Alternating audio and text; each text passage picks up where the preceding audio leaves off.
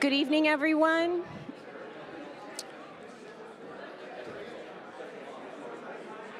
Can everybody hear me okay? Okay. Thank you. I'd like to call to order this meeting of the Urban Renewal Agency for the City of Salem for June 9th, 2025. It's a Monday. Would you all please join me in the Pledge of Allegiance? I pledge allegiance to the flag of the United States of America and to the republic for which it stands, one nation, under God, indivisible, with liberty and justice for all. Okay. Will the recorder please call the roll? Board Member Tigan? Present. Board Member Nishioka? Here. Board Member Matthews? Here. Board Member Gwynn? Here. Board Member Brown? Present. Board Member Nordike? Here. Board Member Varney? Here. Chair Julie Hoy.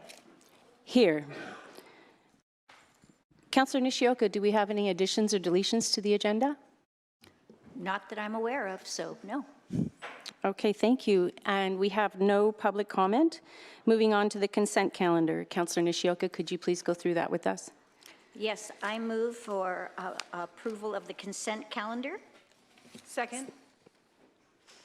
To your motion? Thank you. The consent calendar consists of the May 12th, 2025 draft Urban Renewal Agency minutes. Action item 3.3A, 25-135.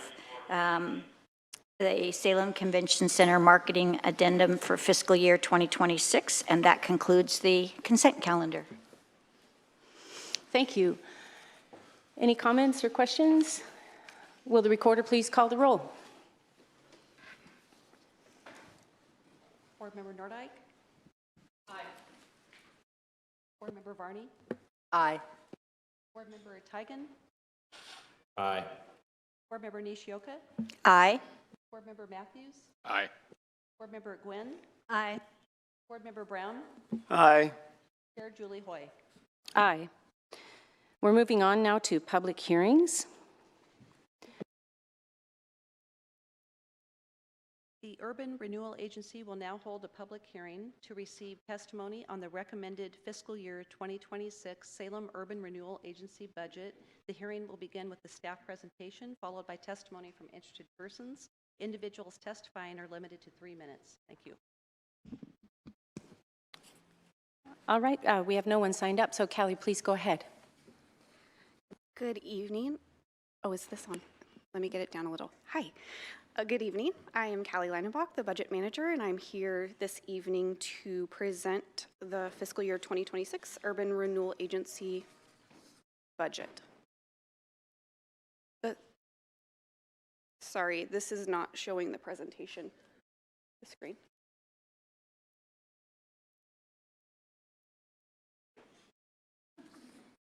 Technical difficulties learning a new space. Does that mic move? Can it move a little closer to you, the whole little system, or is it stationary? Should I move this closer? If you can. Okay, yeah, no problem.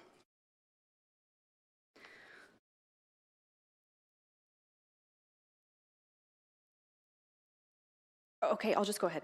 The Salem Urban Renewal Agency is a distinct corporation with the mayor and city council serving as its board of directors and the city manager as executive director. City staff, primarily in the Urban Development Division, support urban renewal programs through an intergovernmental agreement with the city. The purpose of URAs is to spur redevelopment within an area where it might not otherwise occur without public investment. On April 23rd, the Budget Committee reviewed the URA budget. On May 7th, the Budget Committee set the property tax levies and recommended the URA budget to the City Council for adoption. The required notice for this public hearing was published in the Salem Reporter on May 30th, 2025.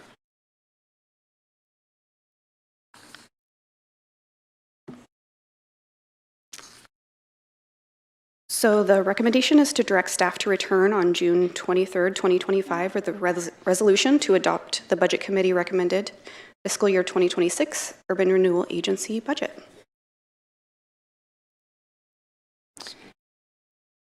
No one has signed up for public testimony. Does anyone have any testimony on this item that would like to speak?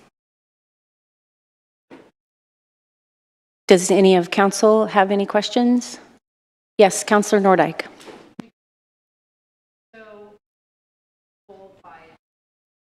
Quite some time ago that our community development staff were using some general fund dollars to help pay for staffing salaries and so on. It was possible to rely more on our URA-related funds for those positions.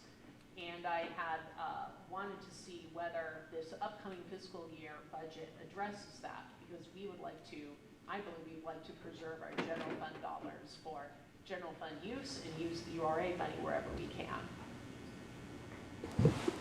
If I may, Josh Eggleston, Chief Financial Officer. I don't think your mic was on, so I'm not sure if everyone heard your question. Okay, let me try again. I'll try again. Can you hear me now? It's lit. Josh, would it be possible for you to repeat the question? Yeah, absolutely. So the question was about the administrative costs for the Urban Development Division. There were some findings with the URA analysis that there were some administrative costs that weren't being covered by the Urban Renewal Agency that could be to offset general fund expenses. Does that capture the question? Yes. I've been working with the Urban Development Division to rectify that challenge.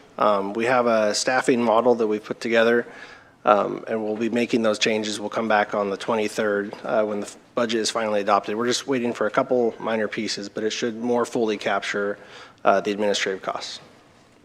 And again, I am lighting it up, but it may not be working properly. Hold on a second.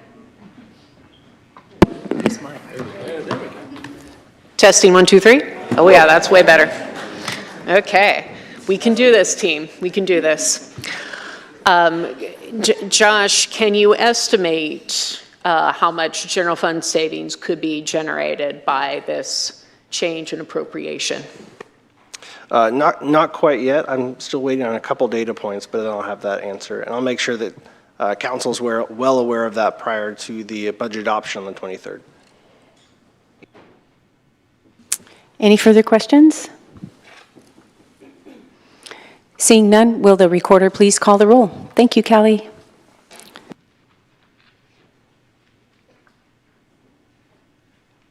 Excuse me, Mayor, we need a motion, please.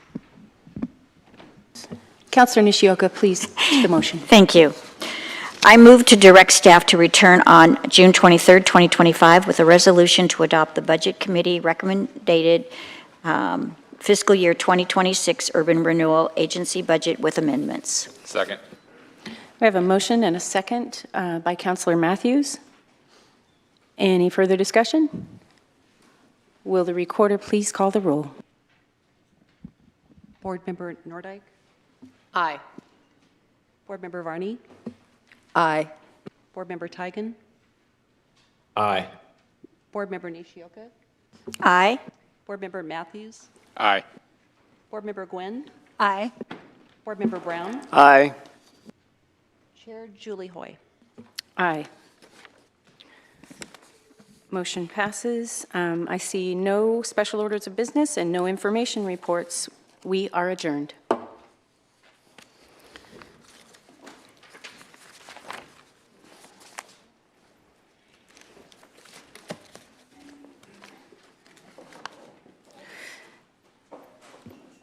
Okay, I would like to call to order this Salem City Council meeting for Monday, June 9th, 2025. Will the recorder please call the roll? Councillor Tigan? Here. Councillor Nishioka? Here. Councillor Matthews? Here. Councillor Gwynn? Here. Councillor Brown? Present. Councillor Nordyke? Here. Councillor Varney? Here. Mayor Julie Hoy. Here. Councillor Nishioka, do we have any additions or deletions to the agenda tonight? We do not. Oh, We have, Councilor Nishioka, we have an addition to 3.3C. It's a supplemental report. yes, we have an addition. 3.2, 3.2C?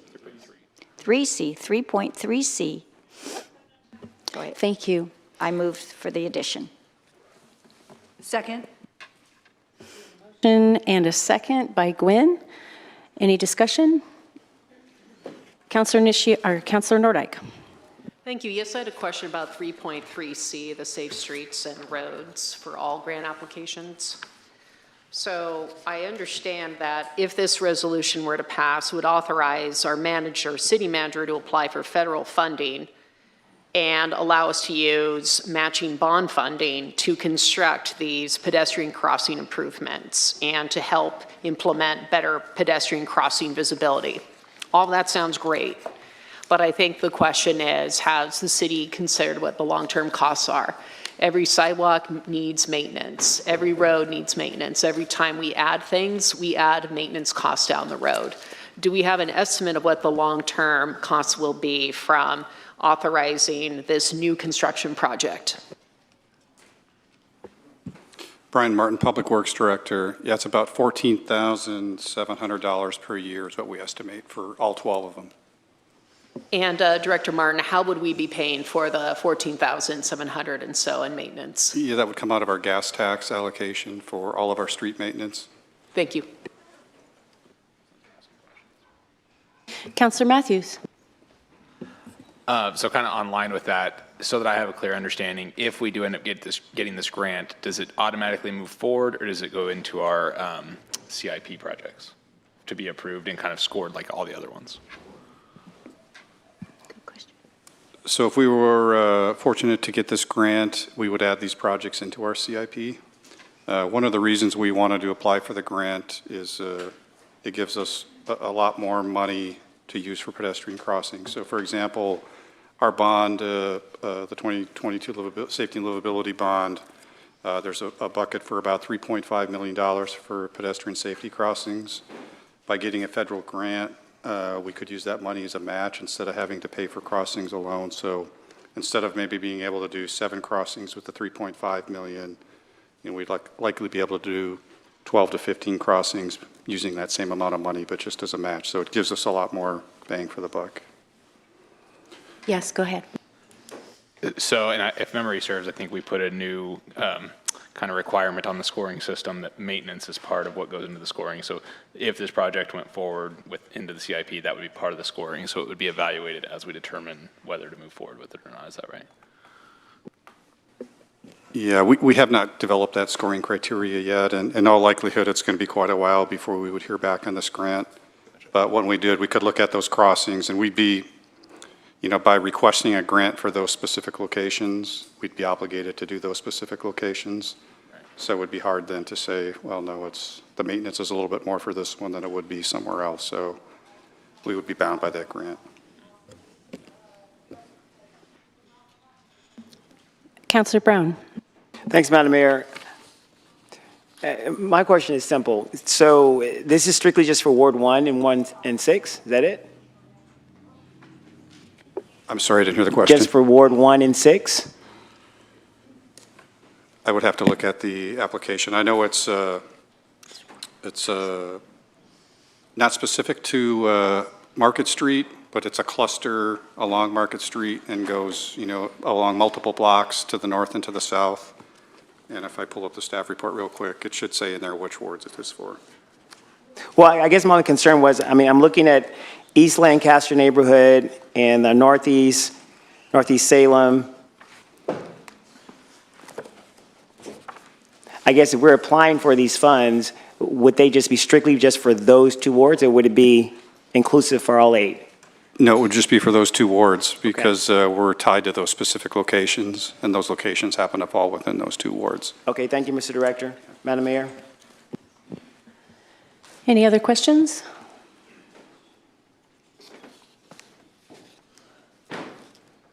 Okay, will the recorder please call the roll?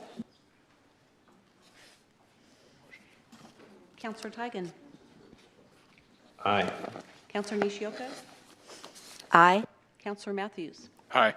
Councilor Gwen. Aye. Councilor Brown. Aye. Councilor Nordike. Aye.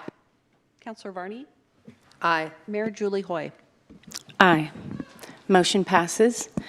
At this time, we're going to move to council and city manager comment, and there are a number of very special guests in the room. All of those first responders, police and fire, would you please come forward and line the front of this room for us? Come on down.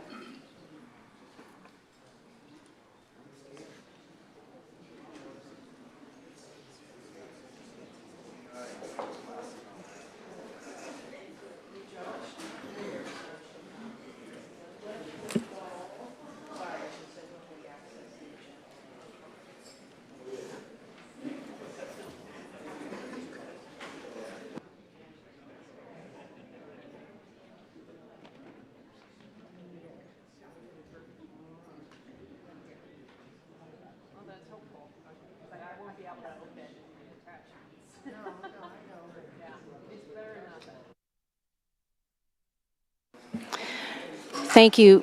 Thank you very much. I want to extend my heartfelt thanks to everyone involved in the response to the stabbing incident at Union Gospel Mission here in downtown Salem. This was an incredibly challenging and chaotic scene. A special thank you goes to our call takers and radio operators, as well as to Salem Fire Department's engine and ladder companies, ambulances, battalion chiefs, and command staff who responded with professionalism and speed.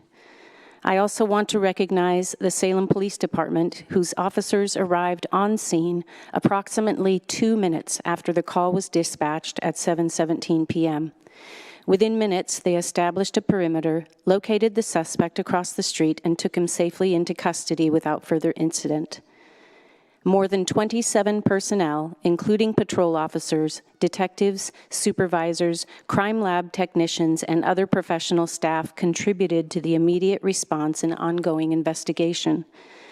Salem's fire and police departments worked side by side to provide emergency trauma care, applying wound dressings and chest seals, and moving victims to a collection point for further treatment and transport. In total, 12 victims were identified, triaged, treated, and transported off scene in under 27 minutes. A remarkable testament to your training, coordination, and commitment. By about 2 a.m., the scene was safely turned back over to Union Gospel Mission.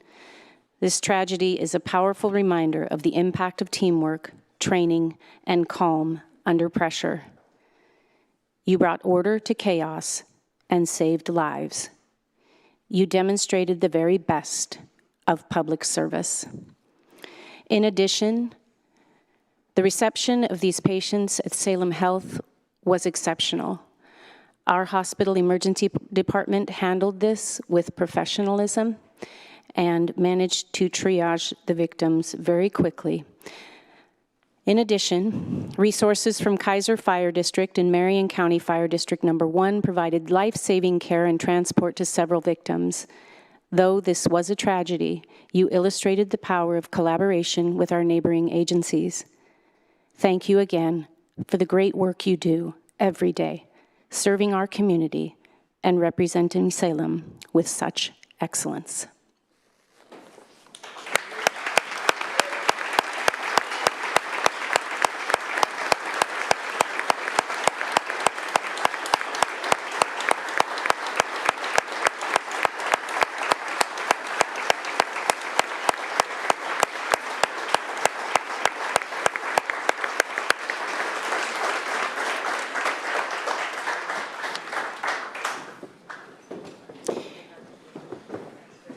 Like many of you, I was heartbroken to learn about the violence that took place at Union Gospel Mission last Sunday night. Today, we are praying for strength and peace for all victims, their families, and the entire UGM community as we continue on the path toward recovery. We are told that 4 people remain hospitalized, and we are relieved to hear that all are expected to survive. This tragedy has sparked fear, concern, and a demand for answers. People are asking, why did this happen? How did we get here? And what can we do to keep something like this from happening again? The truth is, there is no single reason. Downtown Salem is home to restaurants, small businesses, and growing residential neighborhoods. but it's also a place where people in crisis go to find help. We believe everyone should feel safe in our community. Today, the needs are outpacing the systems designed to serve them. We know that public safety in the downtown area and the perception of public safety has changed. As a city, we've tried many approaches: mental health partnerships, emergency housing options, downtown bike patrols, and housing navigation services. Some of these programs simply haven't been enough. And as the city alone, we do not have the capacity to meet every individual need. This is not about blaming any one group of people. It's about building a safer Salem for everyone. That includes people in crisis, people experiencing homelessness, the health of our local business owners and the business community, downtown residents and visitors, and it will take all of us. We must focus on identifying and addressing public safety hotspots in a coordinated way. Our goal is to restore trust, reduce harm, and bring vibrancy back to our downtown core. I will be bringing a motion forward on June 23rd, requesting that the police chief present a proposal to increase police presence in the downtown area. I want to once again thank our first responders, our nonprofit partners, and the community members already doing this hard work. This moment demands urgency, collaboration, and resolve, and I believe we are ready to move forward together. Thank you.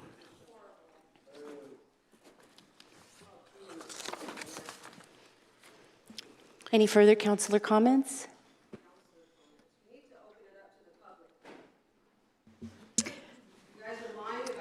Councilor Nishioka?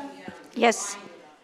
Yes, thank you. I have a couple things that I'd like to say. I had the privilege of attending the Union Gospel Missions prayer event on Thursday, June 15th. It was moving and heartfelt gathering centered on hope and healing and the shared commitment to serve those most in need in our community. Ask them why the FBI wasn't called into such a serious issue. Let's go. Because you can't cover up a lie when you call them outside forces, especially now that they have Cash Patel and Dan Von Gieselman in the FBI. They both called him. Let's gain some order in the room. Thank you. Councilor Nishioka, Thank please you. go on. I also want to let you know that I had the opportunity to attend the ribbon cutting for the new Salem location of the Veterans of Foreign Wars on Friday, June 6th. After many years having been in Portland, they have relocated in Salem. This gives them the opportunity to be closer to the state legislators to advocate for the veterans that have served our country. So I was proud to have attended that. I also, last week, did a ride-along. I think it's cute that it's called a ride-along. I went to the Willamette Valley Call Center. I had the opportunity to experience their daily routine.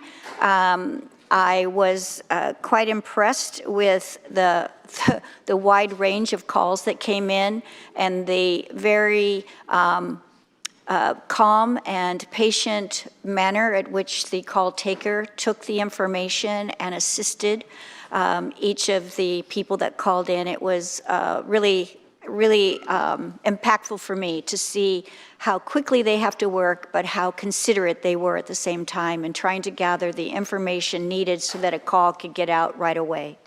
So, and it was just, again, it was invaluable to hear directly from the staff about their roles and responsibility, and I came away with a deeper respect for the dedication and the expertise of everyone that was involved. And then I had the opportunity to be at Station 4, which is not far from me. I've had to call Station 4, or I've had to call 911, and Station 4 has come to my rescue when I needed something for a family member. And it was a great experience there. They were so joyful in kind of trying to understand why I was taking the ride along. And I said I was there to learn, understand what their role was like. And we had several calls. We were busy the whole time. And what I also found really interesting to see was how fire would get there and police would have to come, and the interaction and then the transfer of the responsibilities from one to the other, and just how efficient they were. So it was a really full week, and it was a good one. Thank you.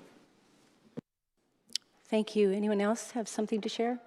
Councillor Varney, please go ahead. Thank you very much. I wanted to do an additional thank you to the Salem Fire Department.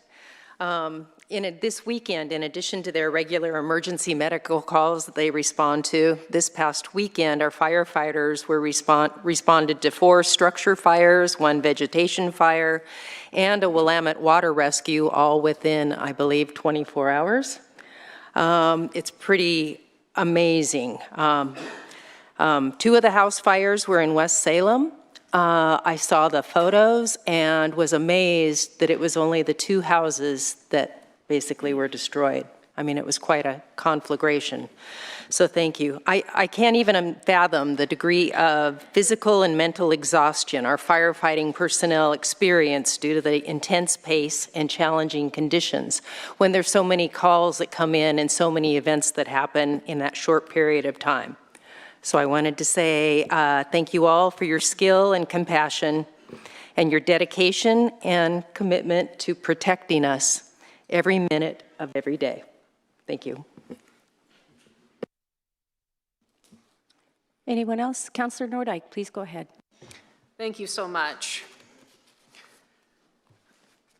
So I want to address one of the elephants in the room here, and that's the Avello contract.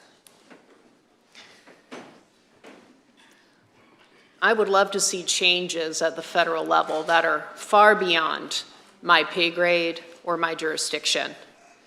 So I want to start with the facts here. Months ago, our own police department issued a press release stating in no uncertain terms that they do not enforce federal immigration laws. And, quote, our officers will not ask anyone about their residency status. I also want to remind folks it is against Oregon law for local police to participate directly or indirectly in immigration enforcement without judicial warrant.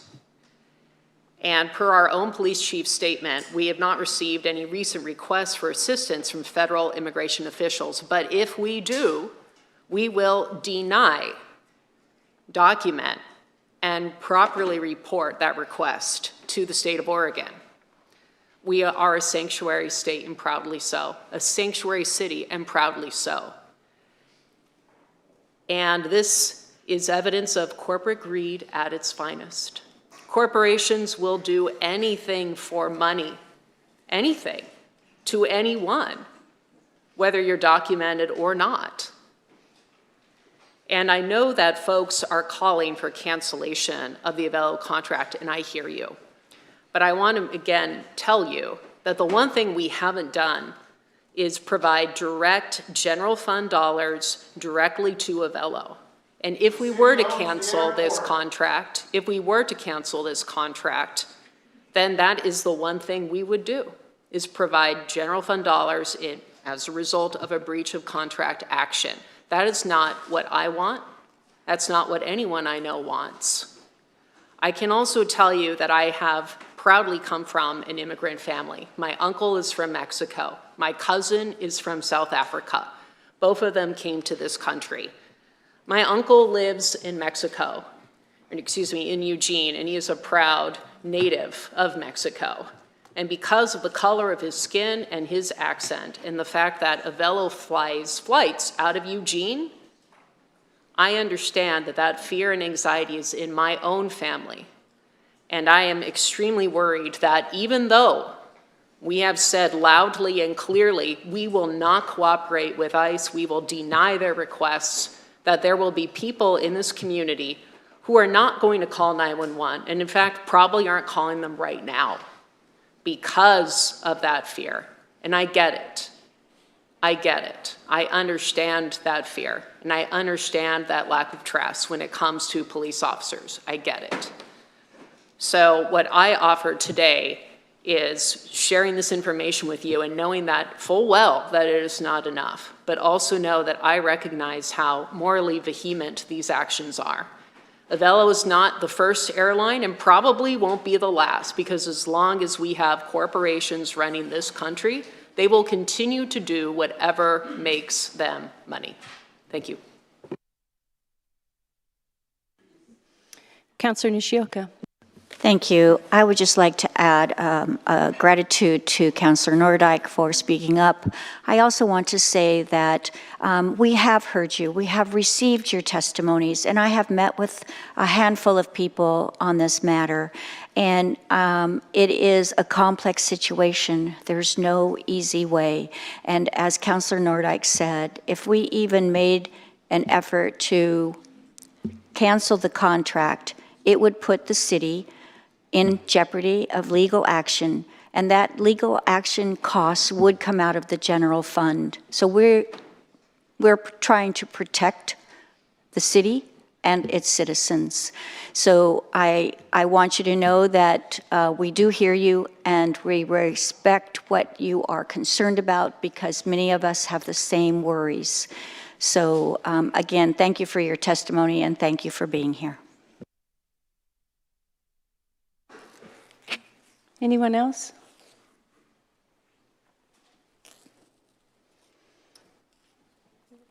Yes. Interim City Manager Nambury. Thank you, Madam Mayor. So I just want to kind of say the city has received many comments and questions about downtown safety after the horrific incident at UGM. So Mayor, I do hear that you're planning on bringing something to the June 23rd council meeting. What I suggest is the staff will bring an information report to the council on June 23rd so that the council can have the discussion on how to improve the downtown safety, and the chief, Womack, and the staff will be available to support the discussion on 23rd. Thank you. Mm-hmm. If no one has any further comments, we'll move on to proclamations. And Councillor Nordijk, I believe you're going to kick us off for that.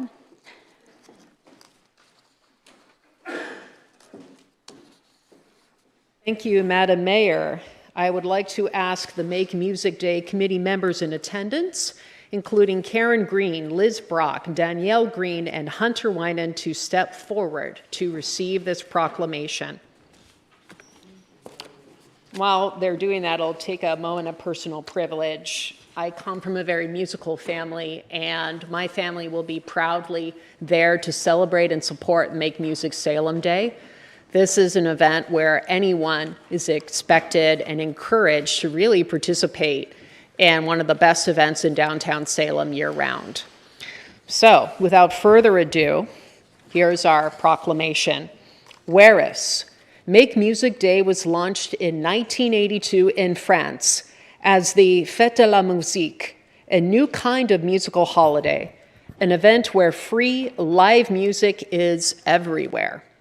And whereas for more than 40 years, Make Music Day has expanded to over 1,000 cities in 120 countries and takes place on the summer solstice, June 21st, each year, encouraging anyone who wants to take part, young and old, amateur and professional, on-key and off-key, I added that myself, to pour onto our streets. It's like karaoke, but better. To pour onto our streets, parks, plazas, storefronts, gardens, and porches, to share their music with friends, neighbors, and strangers, all free, all open to the public. And whereas Make Music Salem Day is a nonprofit, volunteer-run network that has hosted its first event in Salem back in 2016. Since then, more than 1,000 performers, 1,500 performances, and 250 host venues have provided free music to over 50,000 people. And whereas Make Music Day Salem is now planning the 10th annual Make Music Day celebration on Saturday, June 21, 2025, and is seeking performers, volunteers, venues, and sponsorships.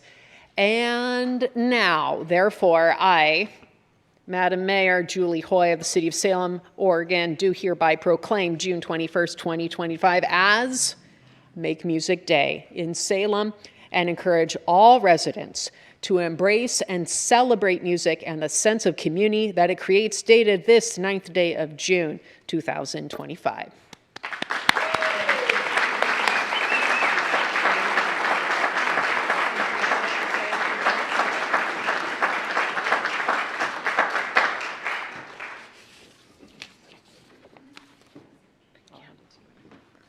Hi, I just wanted to thank the city, thank the residents, and thank our committee who is very dedicated to this day of music, and we appreciate being part of the community and sharing this with everyone. So we just encourage you to come out if you are free on Saturday the 21st to listen to music all over and just really enjoy the day, enjoy the community. Thank you so much.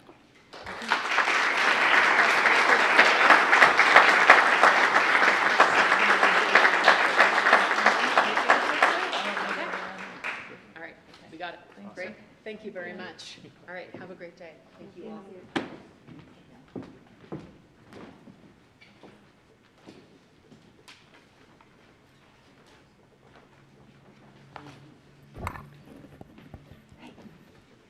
Come on forward.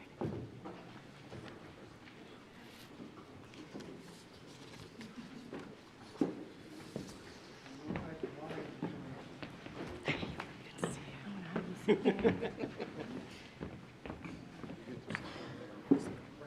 on down.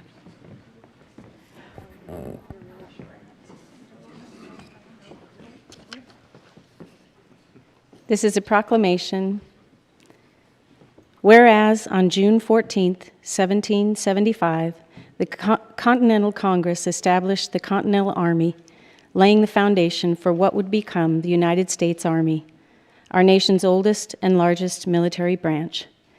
And whereas for 250 years the United States Army has stood as a symbol of strength, service, and sacrifice, defending the freedoms we cherish, protecting the values upon which our country was built. And whereas the men and women of the Army, past and present, active duty, National Guard, and Reserve, have demonstrated unwavering dedication to duty, courage in the face of adversity, and a deep commitment to our nation's security and well-being. And whereas the City of Salem honors the thousands of Oregonians who have served in the United States Army and recognizes the important role military families play in supporting our service members. And whereas this year, 2025, marks a historic milestone, the 250th anniversary of the United States Army, a moment to reflect on its proud legacy and to celebrate its continued service to our country and our communities. And now, therefore, I, Julie Hoy, Mayor of the City of Salem, Oregon, do hereby proclaim June 14th, 2025, as a day to commemorate the 250th anniversary of the United States Army, and encourage all Salem residents to join me in honoring the Army's extraordinary legacy and in expressing a heartfelt gratitude to those who serve and have served, dated this 9th day of June, 2025.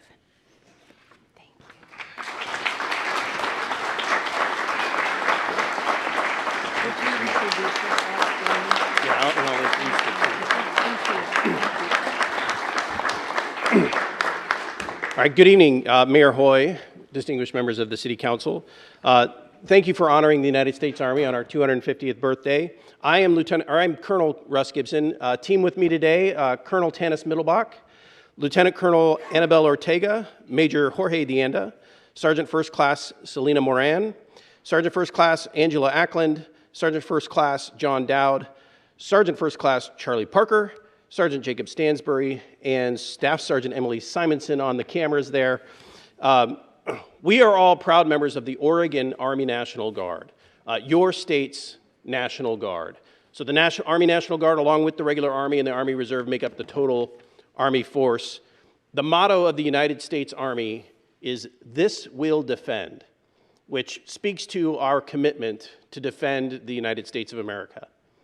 And the motto of the National Guard is always ready, always there, which harkens back to the early Minutemen who were always ready. They were regular citizens from their communities, just like our National Guard members, our citizen soldiers. They were regular citizens from their communities who were always ready to step up and help protect their communities and their citizens at a moment's notice. And these two mottos really capture the essence of the Oregon National Guard. We have both a federal and a state mission. So we defend America and we protect Oregonians. And again, Mayor Hoy and members of the City Council, thank you so much for honoring us today.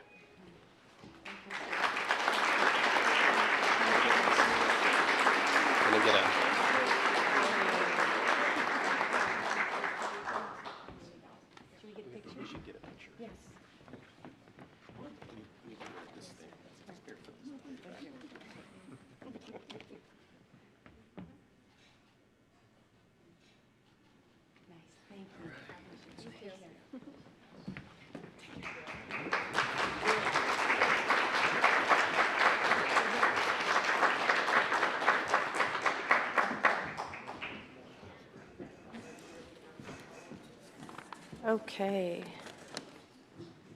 That's it for proclamations. We have no presentations. Do we have anyone signed up for public comment? Okay. From this podium, correct? Is where they, okay. Public comment will happen here from the center. I'll call 2 names at a time. You'll have 3 minutes to speak. Do we have a timer? Yes, we do have a timer. Okay, you'll have 3 minutes to speak, and I'll call 2 names at a time. Ronnie Daniels will go first, and then Spencer Rosenall.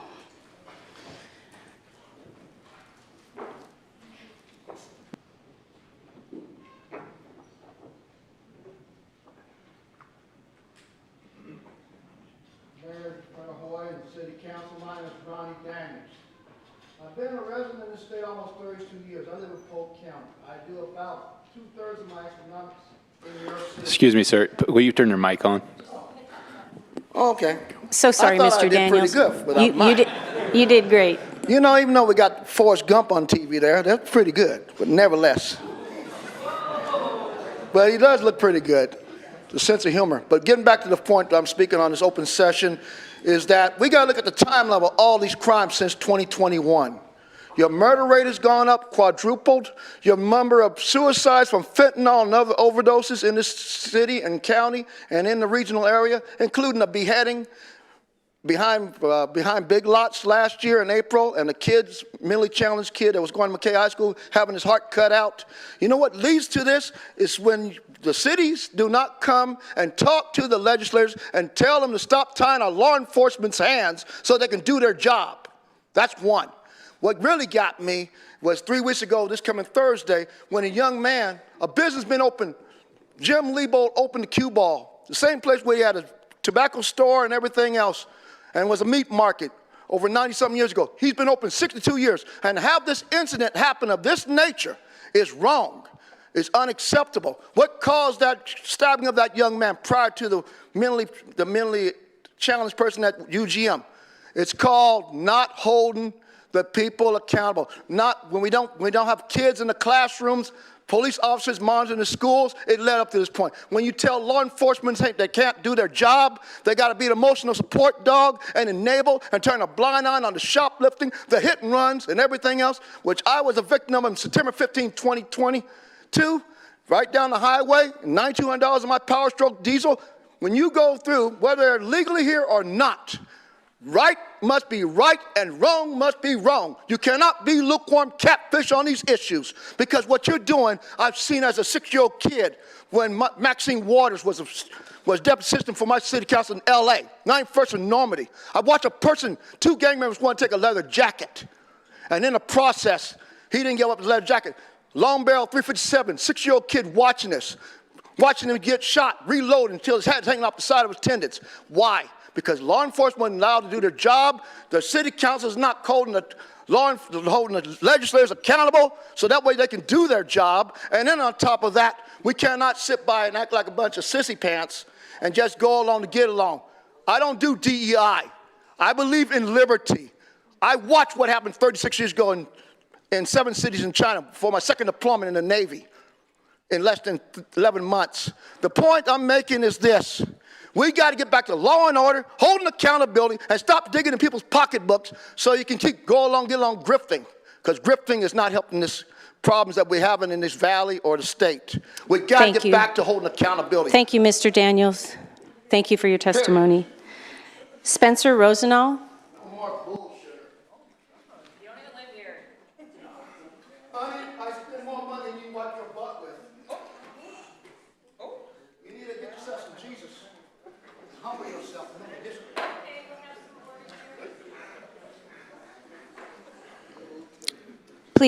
Please go ahead and announce your name, your address, or your ward for the record. Thank you for being here. Mayor and councilors, thank you for the opportunity to testify. My name is Spencer Rosenau. I live in Ward 1, and I am the chair of the Can Do Neighborhood Association, although I'm speaking today in my individual capacity.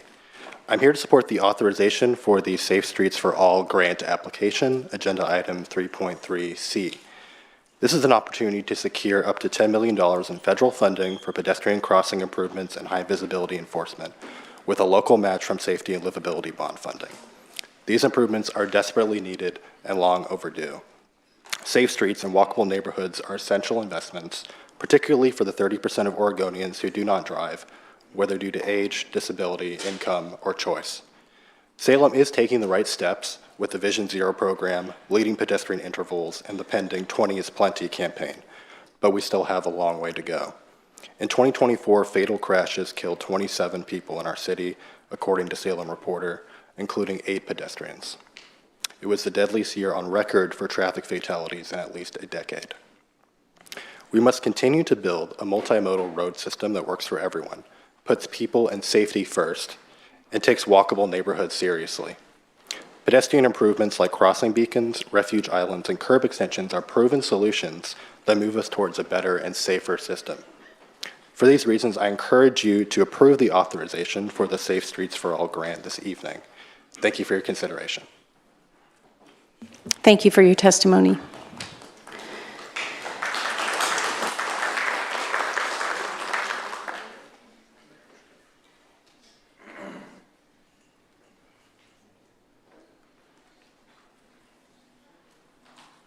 Okay, we're moving on to the consent calendar. Councilor Nishioka. Yes, thank you. I move to approve the consent calendar. Second. I have a motion and a second by Councilor Gwynn. Councilor, to your motion? Yes, thank you. The consent calendar consists of the draft minutes of our City Council meeting on May 27th, 2025. 3.2A, the adopt resolution number 2025-14, declaring a public need to acquire and the city's intent to negotiate for acquisition of easements for the Waldo Avenue Southeast and Wildwind Drive Southeast Sewer Rehabilitation Project. 3.3A, authorize the city manager to execute the telecommunications franchise agreement between the City of Salem and EZ Fiber for the provision of telecommunications service in the city's ROW, R-O-W. 3.3B,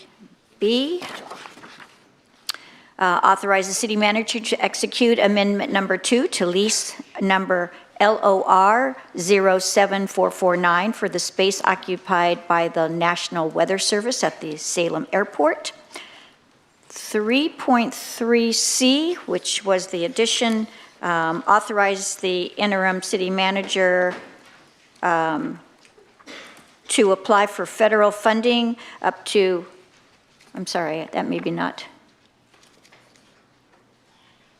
Yes, authorize the city manager to apply for federal funding for up to $10 million through the SS4A program, using up to $2.5 million for safety and livability funds to match, to construct a series of pedestrian crossings, improvement projects, and provide funds to implement the high visibility enforcement at pedestrian crossings locations, and further authorize the interim city manager to enter into agreement with the U.S. DOT to accept the funds, and that is a great project.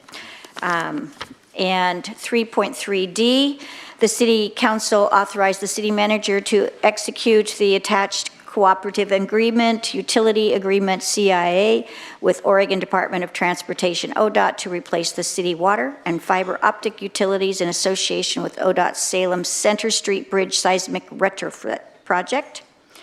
3.3E, authorize city manager to execute the attached intergovernmental agreement with ODOT for the purpose of receiving federal funds and providing local matching funds to operate Salem Regional Traffic Control Center, and further authorize the city manager to administer and modify the agreement as needed in the best interest of the city. And that completes the consent calendar. Thank you, Councilor Nishioka. Is there any discussion on this? Seeing none, will the recorder please call the roll? Councilor Nishioka? Aye. Councilor Matthews? Aye. Councilor Gwynn? Aye. Councilor Brown? Aye. Councilor Nordyke? Aye. Councilor Varney? Aye. Councilor Tigan? Aye. Mayor Julie Hoy? Aye. Motion passes. Now we're moving on to public hearings. The Salem City Council will now hold a public hearing to receive testimony on proposed uses of state revenue sharing funds in the recommended fiscal year 2026 City of Salem budget. The hearing will begin with a staff presentation, followed by testimony from interested persons, and individuals testifying are limited to 3 minutes.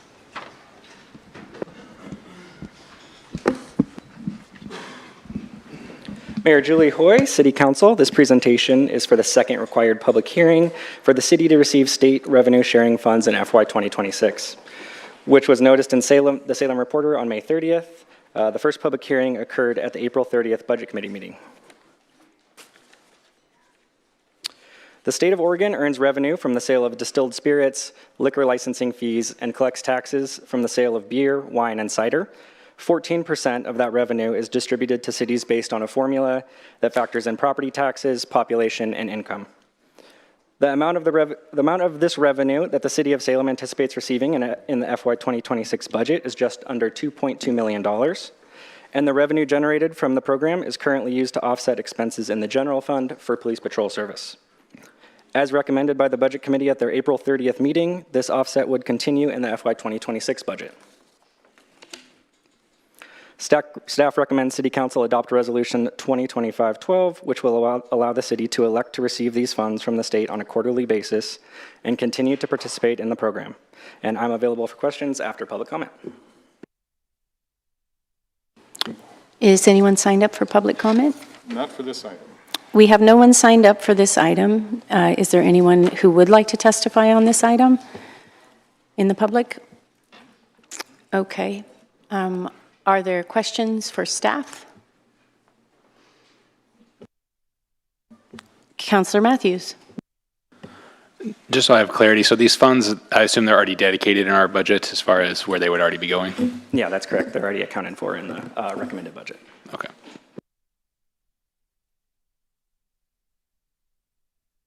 Anything further?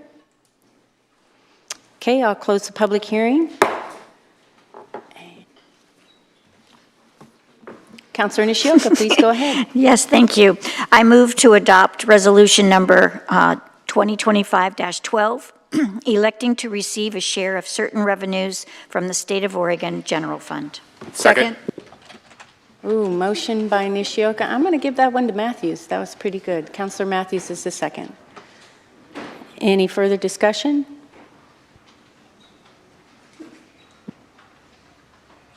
Will the recorder please call the roll? Councilor Matthews?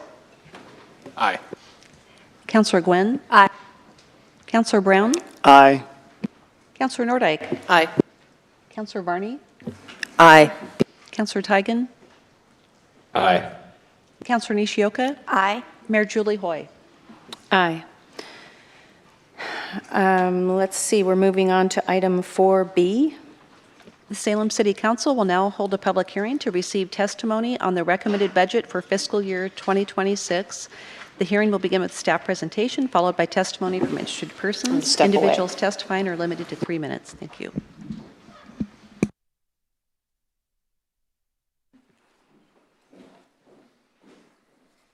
Good evening, Mayor and City Council.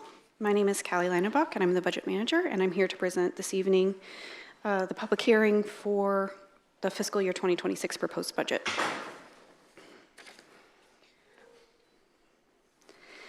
The City of Salem Budget Committee had 5 meetings in April and May to consider the city manager's proposed budget. The committee also met in October, November, and January to review the preliminary and final 5-year forecasts. At their meeting on May 7th, the committee forwarded a recommended budget to City Council for consideration. Due to voter approval of the local option levy on May 20th, the committee reconvened on May 28th to make further changes to the budget, which included approval of the local option levy tax rate, creation of the new local option levy fund, and the restoration of most positions and services proposed for elimination. As required by Oregon budget law, the city is holding this public hearing on the recommended budget. The public hearing was noticed in the Salem Reporter as required by state law on May 30th, 2025. The recommended budget includes $1.05 billion in resources and $781 million in expenditures across all categories. So here's another view of the recommended budget. The largest budget is the general fund, followed by the utility fund and the capital improvements fund. The largest year-over-year budget increases occurred in the emergency medical services fund because of the transition to city-provided ambulance transport service.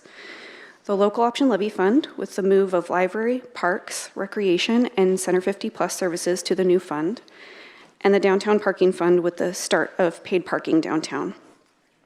Following the public hearing, City Council can make changes to the recommended budget within the restrictions provided in law, which are property taxes cannot be increased from the rate levied by the Budget Committee, and fund expenditures cannot be increased by more than 10% from the recommendation.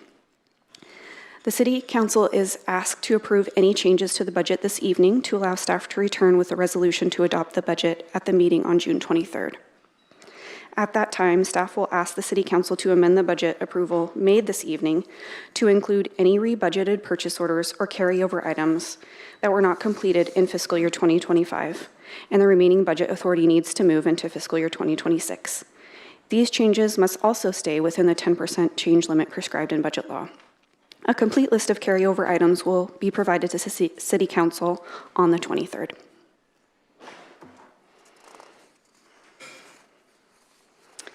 So the recommendation this evening is to direct staff to return on June 23rd, 2025 with a resolution to adopt the City of Salem Budget Committee recommended budget. It said with amendments, but that's not right. Not with amendments, sorry. Thank you, Callie. We do have 2 folks signed up for public comment tonight. Again, come forward to the center, please. You'll have 3 minutes. I'll call first DJ Vincent and then Patrick Gear.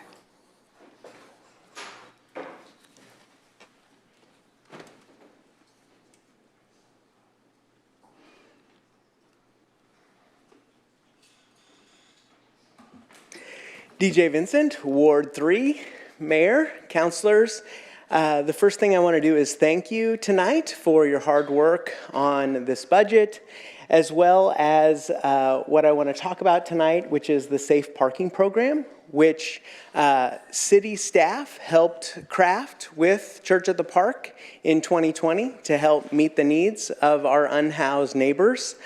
Because of those efforts, every year we've been able to help over 100 folks find a safe place as they find themselves in that transition of being unsheltered but living out of their vehicle. Just last year, we were able to serve 171 folks with that program at 8 different congregations.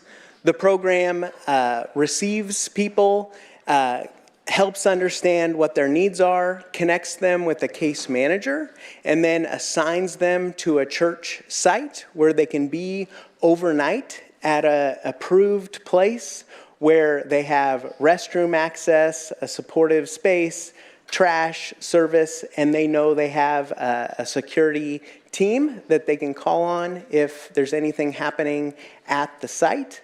Because of the realities of the city, we have been working hard to make sure we could continue to support this program and community.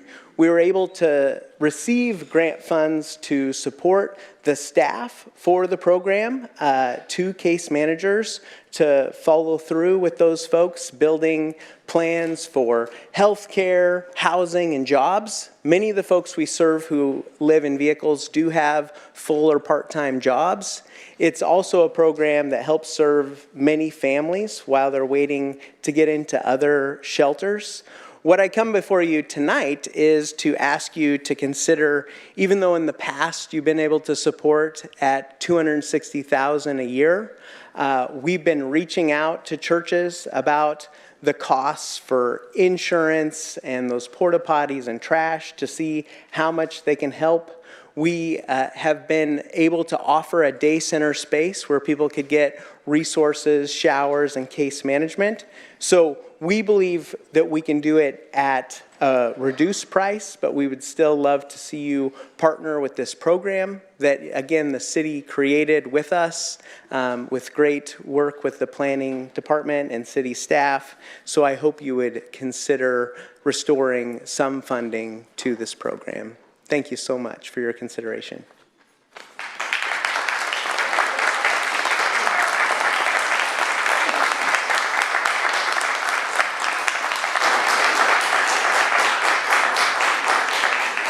Councilor Nishioka? DJ, would you please step back to the podium? I would have a couple questions for you, if I could.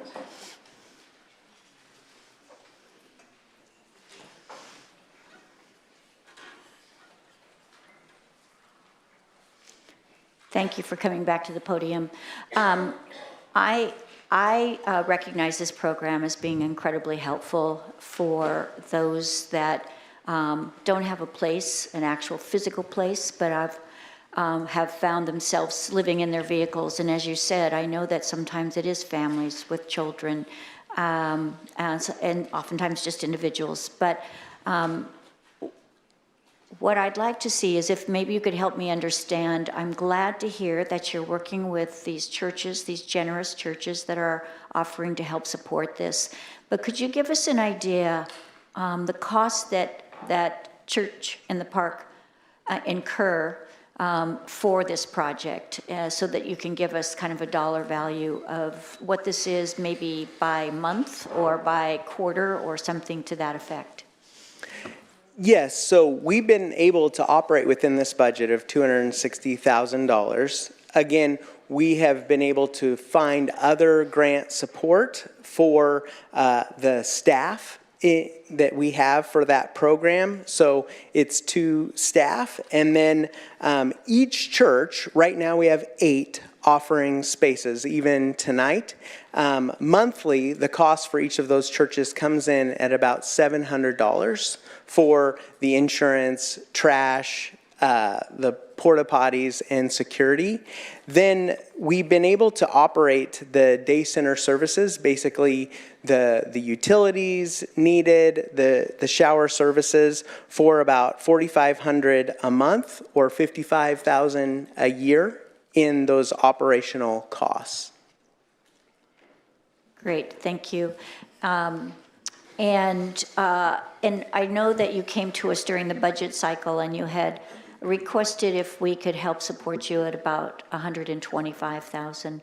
And what I'm wondering is if you can tell me that when this program will end officially, you won't have any money. I had remembered July 1st, is that correct, or is it an extended date? July 1st is when our current agreement contract with the city would end. Thank you. That's all the questions I have for now. Thank you. Anyone else have questions?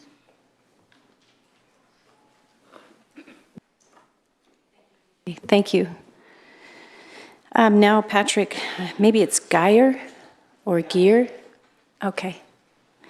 You'll have 3 minutes. Please announce your name and your address or your ward. Patrick Geyer, 2640 Portland Road Northeast. I have no idea what the ward number is. We're brand new to Salem.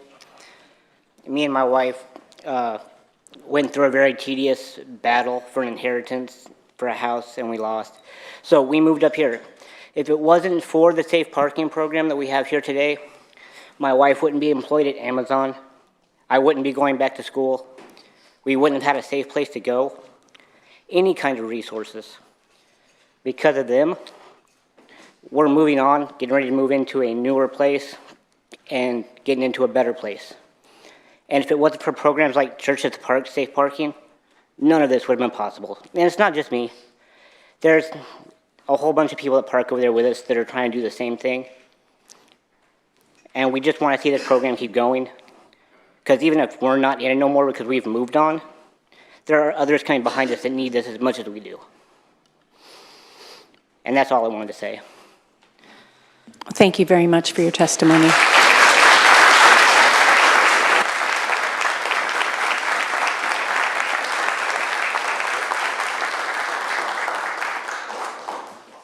Any questions, anything further? That's it for the public testimony. Does any of council have any questions on this? I have a hard time seeing Dr. Brown. Are you okay, sir? Okay, good. No trouble seeing me, which I greatly apologize for. Sorry. You're just so big. Wow. Did you have anything to add or any questions, Councillor Tigan? No, but if we need to make a motion to redesign how people on Zoom are displayed, just I'll be happy to make it. That's perfect.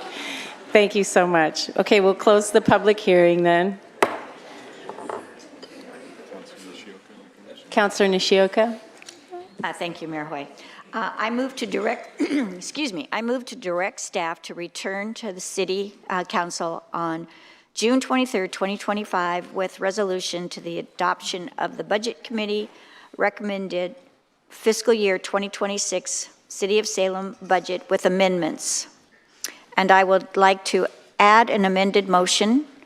I move that we amend this motion that the City Council... Councilor Nishioka. Oh, we need a second. Thank you. So you're looking for a second on the main motion, correct? I'll second. Second by Varney. And Councillor, to your motion. Yes, now I'll go on with my amended motion. I move that the City Council direct staff to transfer $50,000 from the remaining state sheltering grant funds currently supporting the SOS team and vehicle RV demolition services to maintain Church of the Park Safe Park program through part of fiscal year 2026. Second. Second by Matthews. Councillor Nishioka. Thank you. Again, thank you, DJ, for coming. When he came and spoke earlier during our budget meetings, I certainly felt very moved that we see if we can provide some funds as he helps, to help him provide these services while he is seeking additional grant money or support from the church for this excellent program. And I know that it depletes a bit out of the state sheltering grants that the SOS team is using, which I also have a strong advocacy for making sure we find how to fund that. But this $50,000 would be a small amount that we could help Church of the Park for the safe park while he seeks additional funding to support the program. We have at last in May, I believe Josh gave me these numbers that the remaining state sheltering grant funds is about $390,000. The annual cost for the RV and vehicle demolition service is about $150,000.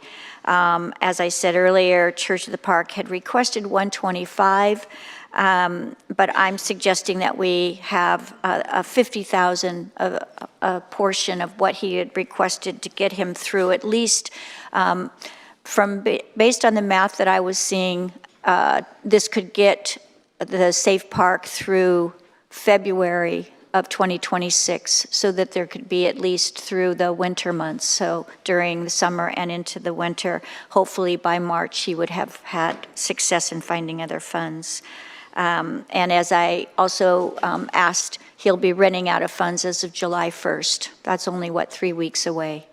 So I am concerned about this. So I hope that you would consider this small portion going towards Church of the Park for this Safe Park program they have. Thank you. And Councilor Varney, go ahead. Thank you. I just wanted to ask, how does this impact the SOS team? Good evening, Josh Eggleston, Chief Financial Officer. One small update, Councilor.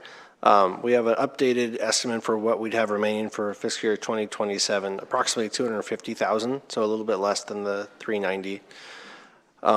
So how that relates to the SOS team. So the SOS team is currently funded with the state sheltering grant, fully funded through the current fiscal year 25 and 26, with that balance remaining of the state sheltering grant, $250,000 for 27. So we could approximately run the SOS team for about 3 months with that remaining $250,000. If we diverted some of this funding to a alternate program, it would just reduce the amount available for the SOS team for fiscal year 27. Councilor Matthews. With the SOS team, it's my understanding, kind of with the closing of Reworld, we used to kind of get all the trash that we had picked up essentially disposed of for free. We didn't have to pay for any of our tonnage. I think the SOS team collects on average about 23 tons of garbage a month. And so, like, just doing the math, that if we're having to take it to the transfer station, we're looking at like approximately 30,000 extra that we're not traditionally having to take out of that program in the past because of that. Is that right? I believe that to be correct, yes.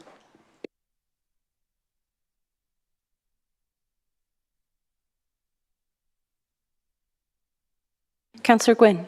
So for the benefit of everyone that's here, can staff remind us what the SOS team, what services they provide?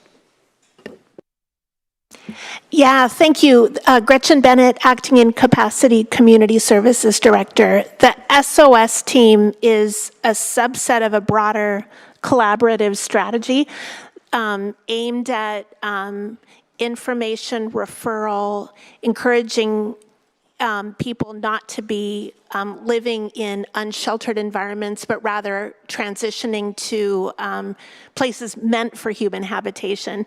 The particular team that we're speaking of funded here is really focused on debris mitigation. So all of the technical and very practical and real work of removing trash, cleaning work. For example, this week we've been really focused at Claggett Creek Natural Area, removing debris, doing so in a way that's respectful and following all the proper protocols.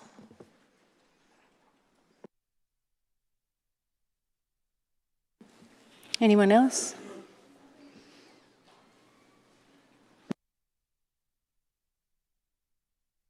Yes, so I made the motion, the amended motion. We'll need to vote on that first, I think. We'll see what our city attorney. So Council, procedurally, Councilor Nishioka made the main motion, then a motion to amend the main motion. So you'll address the amendment first, and then if that is approved, you go back to the main motion as amended. And just before we do that, I just want to say thank you, Councilor Nishioka, for being so thoughtful about all of this and for doing the math, so to speak. Also to Mr. Geyer for showing up tonight and testifying and making the work that Church at the Park is doing in this capacity a reality for us. And so thank you. Thank you very much. If there's nothing further, then we'll have a roll call on the amendment. Does anyone want me to read the amendment again, or do we? I think, okay. Looks like you're good to go. Councilor Gwynn.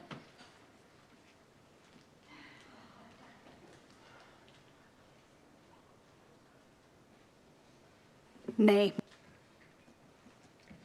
Counselor Brown? Nay. Counselor Nordyke?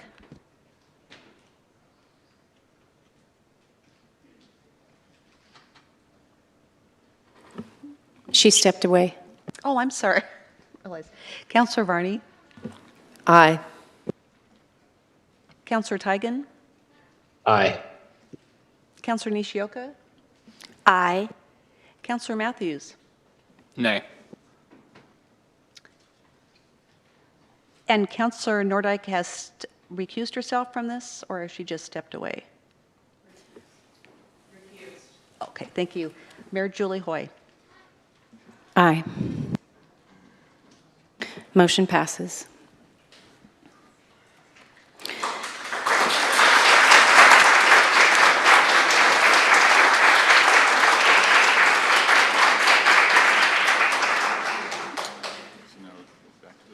Okay, now we go to the main motion.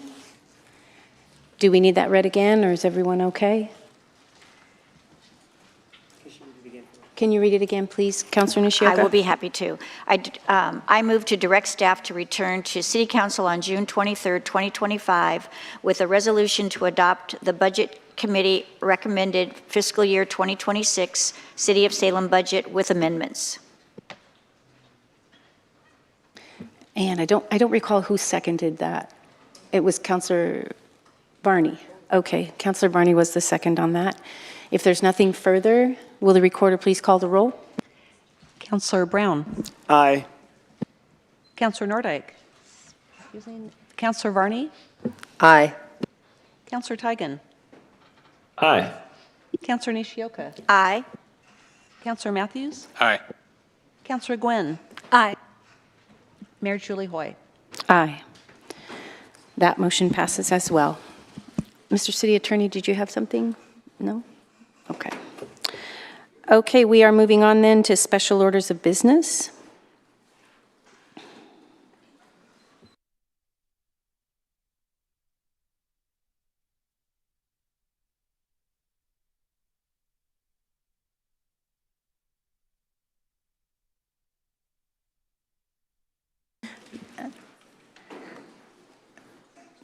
Our Public Works Department is coming forward for presentation. Thank you.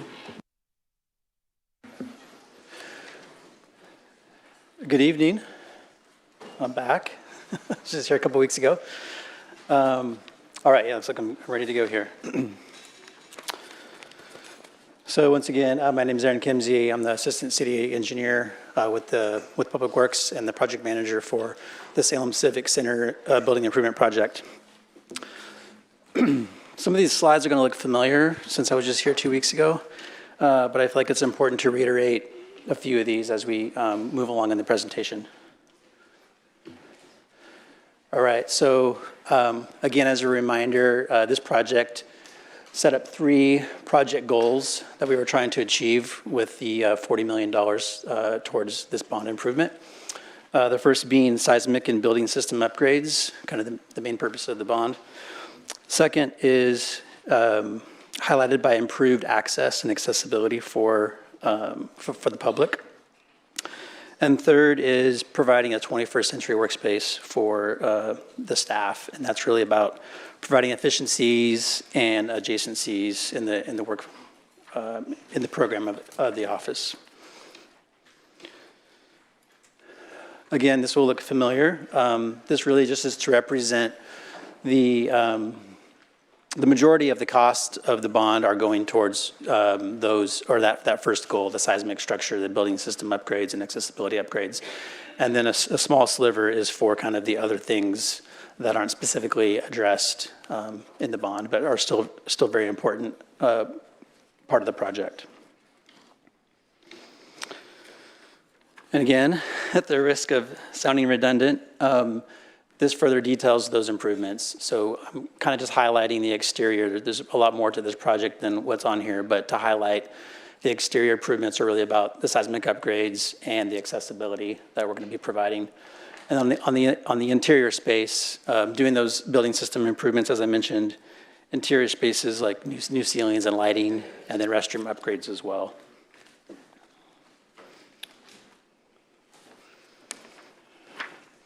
All right, so for this portion of the presentation, I'm going to pass it off to Josh. Where'd you go? It's right there. Thank you. Again, Josh Eggleston, Chief Financial Officer. We just wanted to talk a little bit about the overall bond spending status on the cash flow side and then also the bond sale calendar. So on the little pie chart, you can see what we have completed. A large portion of that was fire equipment and apparatus, what's out to bid, and then pending projects, which includes all the other categories of spending. And then if you recall, in 2022, when we talked about the bond sales, the first issuance happened in February of 2023. We're planning the second issuance of $100 million in spring of 2026, and the third issuance in this spring of 2029. And the reason that's important is when you go out to market for bonds, in some cases you receive bond premiums. So in order to buy down the interest costs, it gets very competitive in the market, and bidders are willing to pay a premium to buy the bonds. So we actually receive more than the $100 million in bonds that we actually issue. In this case, in 2023, we received an additional $7.4 million of bond premium. It carries the same restrictions as all the other issued bonds. In addition to the bond premium, while the projects are in queue and the money is in a separate portfolio for investments, we receive interest earnings. Similar to bond premium, it carries the same restrictions as the actual issued bonds, but it does allow us some flexibility to augment or use for specific projects. For past bonds, it was very simple because you're talking about a police station, you're talking about the library facility for seismic upgrades or streets and bridges, so a single issue bond. In this case, with multiple categories of infrastructure, the Bond Oversight Committee will be considering a more holistic policy on how to allocate the bond premium. But we have had a couple of requests, one for a streets project and now for the Civic Center, to use some of that bond premium interest to fund some important categories of improvements within those projects. Thank you, Josh.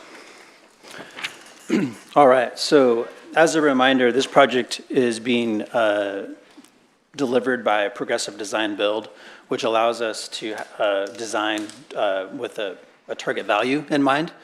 And so this slide represents, during our design effort, we had approximately 71 design alternates that totaled roughly $7 million.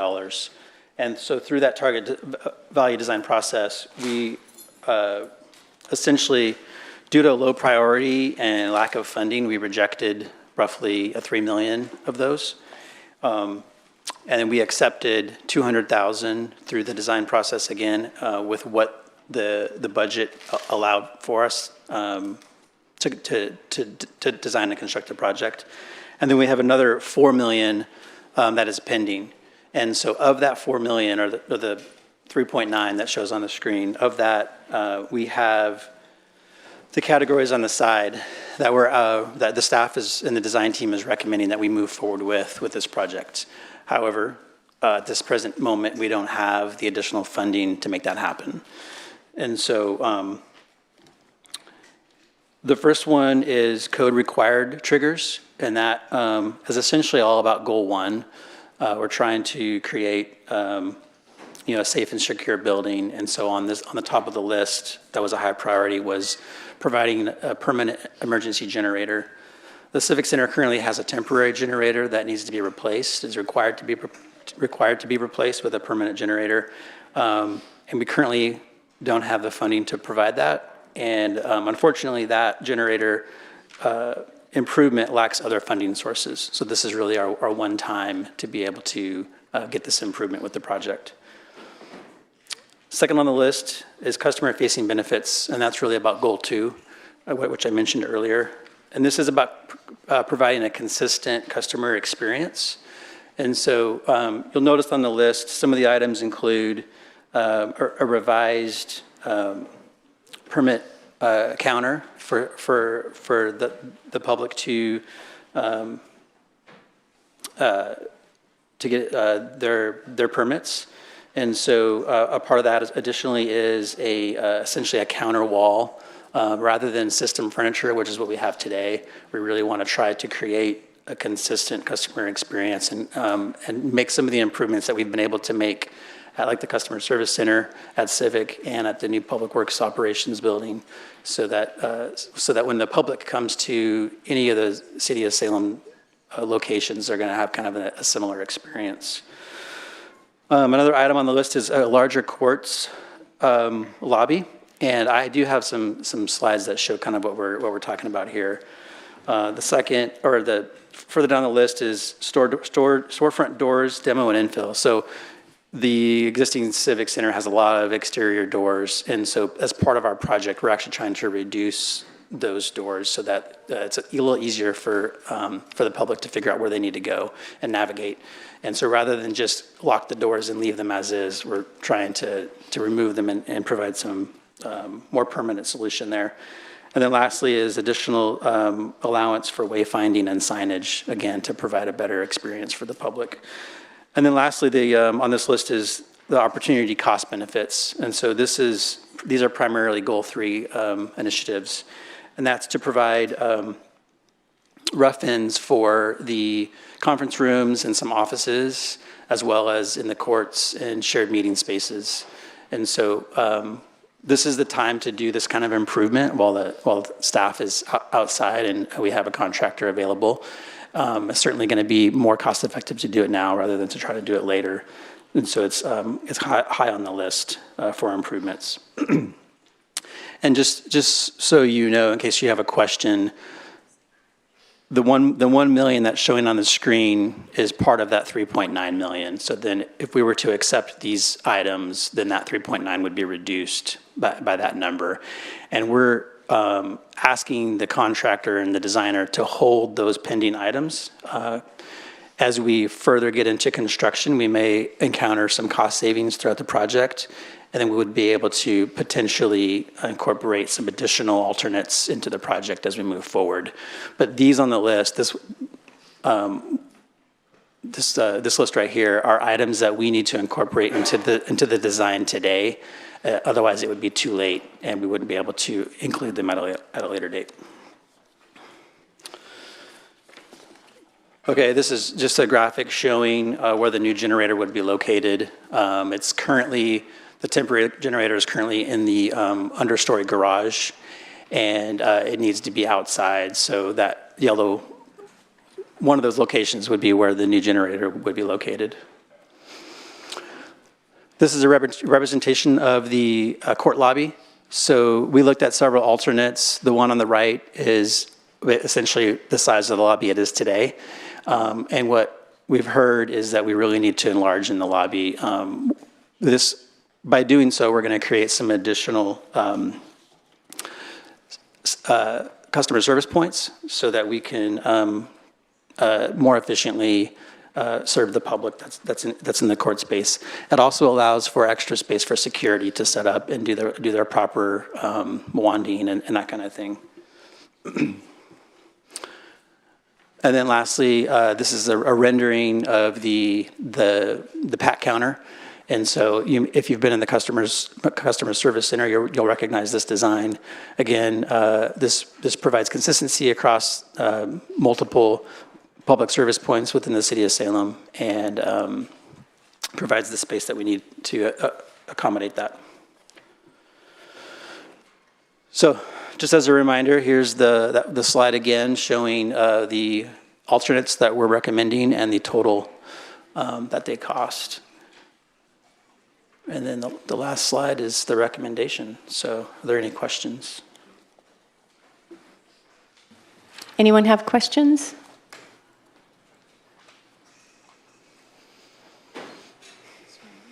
Seeing none, thank you. Thanks. I'll ask for, we may have one. Councilor Nordyke? Go I ahead. did. Thank you, Madam Mayor. Going back to your slide regarding project goals, you talk about having a 21st century workplace, following workplace trends, research, space planning principles, and so on. Remote work, I see as a priority for our city. It saves on commuting time, saves on greenhouse gas emissions. it's often a quality of life issue that a lot of modern workplaces can expect to receive in terms of demand from their employees. So when you're talking about space planning principles, so that take into consideration the fact that some of your employees may be wanting to work from home a couple of days a week and you might not need 10 offices for a small unit, you might need 8, for example. I'm just curious what your thoughts are on that. Yeah, thanks. That's a great question. We actually are creating a lot more hoteling stations as a result of that. So we're really trying to think forward and create a more flexible workspace so that everyone doesn't have like their office or their workstation and trying to get people. It's a little bit change of culture, right? I mean, it's happened to us like we were forced into it, and so now as we see that change, we're trying to accommodate and make that for going forward. Yep. Thank you, and I would definitely encourage that. I mean, I'm a small employer myself, but every time I have a job recruitment cycle, my job interview candidates always ask, do you have a remote work policy? So I think it's important also for competitiveness because there are a lot of employers in the area in the public sector that you're competing with. So I would encourage you to lean into that. Thank you. Anyone else? No? Councillor Nishioka, do you have a motion? Yes, thank you. I move to approve the use of $1,075,540 in bond premium to pay for the additional expenses related to the Civic Center Seismic project. Second. Motion by Nishioka, second by Nordike. Councillor, anything further? No, I think that Aaron has explained it, as well as Josh answering questions. We have the cost savings that we're utilizing, and I feel that Aaron and the crew have worked very hard at establishing the things that are pretty critical in a timely manner, and has provided that information to us, and I feel that this would be smart for us to move forward with. I couldn't agree more. Aaron, thank you very much. Okay, we have a motion and a second. If there's nothing further, will the recorder please call the roll? Councillor Nordike? Aye. Councillor Varney? Aye. Councillor Tigan? Aye. Councillor Nishioka? Aye. Councillor Matthews? Aye. Councillor Gwynn? Aye. Councillor Brown? Aye. Mayor Julie Hoy? Aye. Motion passes. We're moving on to information reports. I'll read through these. If you have questions, just stop me. Item 6.A, the quarterly information report on economic development. And item 6.B, planning administrator decision to divide 34.13 acres into 3 parcels approved. Okay, moving on. We have no ordinances, no first readings. We're on to second readings. Ordinance Bill Number 625, an ordinance relating to floodplain development permits, amending SRC 220.005, 300.100.850, 601.005, .040, .045, .0450, .075, and creating new provisions, SRC 601.100. Councillor Nordike. Aye. Councillor Varney? Aye. Councillor Tigan? Aye. Councillor Nishioka? Aye. Councillor Matthews? Aye. Councillor Gwynn? Aye. Councillor Brown? Aye. Mayor Julie Hoy? Aye. Mayor Hoy, Yes, Councillor Tigan. I realized that was the floodplain development permit. I apologize, I shouldn't have voted on that. I should recuse myself as an owner of a piece of property in floodplain. Thank you, sir. Mr. City Attorney? Yes, we can go ahead and correct that. Thank you. My apologies. No problem. Thank you. Okay, item 7.2B. Ordinance Bill Number 725, an ordinance relating to right-of-way dedications, amending SRC 200.050 and 803.060. Counselor Varney. Aye. Counselor Tigan. Aye. Counselor Nishioka. Aye. Counselor Matthews. Aye. Counselor Gwynn. Aye. Counselor Brown. Aye. Counselor Nordike. Aye. Mayor Julie Hoy. Aye. Moving on to item 7.2C. Ordinance Bill Number 825, an ordinance relating to paid parking in the downtown parking district, amending SRC sections 102.005, .040, .040, .045, .050, .060, .065, .067, and .135. Counselor Tigan. Aye. Counselor Nishioka. Aye. Counselor Matthews. Aye. Counselor Gwynn. Aye. Counselor Brown. Aye. Counselor Nordike. Aye. Counselor Varney. Aye. Mayor Julie Hoy. Aye. On to item 7.2D. Ordinance Bill Number 925, an ordinance relating to the ambulance service on public streets, amending SRC Section 2.840. Counselor Nishioka. Aye. Counselor Matthews. Aye. Counselor Gwynn. Aye. Counselor Brown. Aye. Counselor Nordike. Aye. Counselor Varney. Aye. Counselor Tigan. Aye. Mayor Julie Hoy. Aye. And here's to the city recorder for reading all those numbers. Great job. Now we are moving on to public comment. We have quite a few folks signed up to testify. So I will call 2 names at a time. Come forward to the center podium. You'll have 3 minutes. The timer, as we know now, will come up next to Councillor Tigan on the big screen. Please say your name for the record and your address or your ward. I'd like to call first Jordan Millett and Giovanni Tolentino.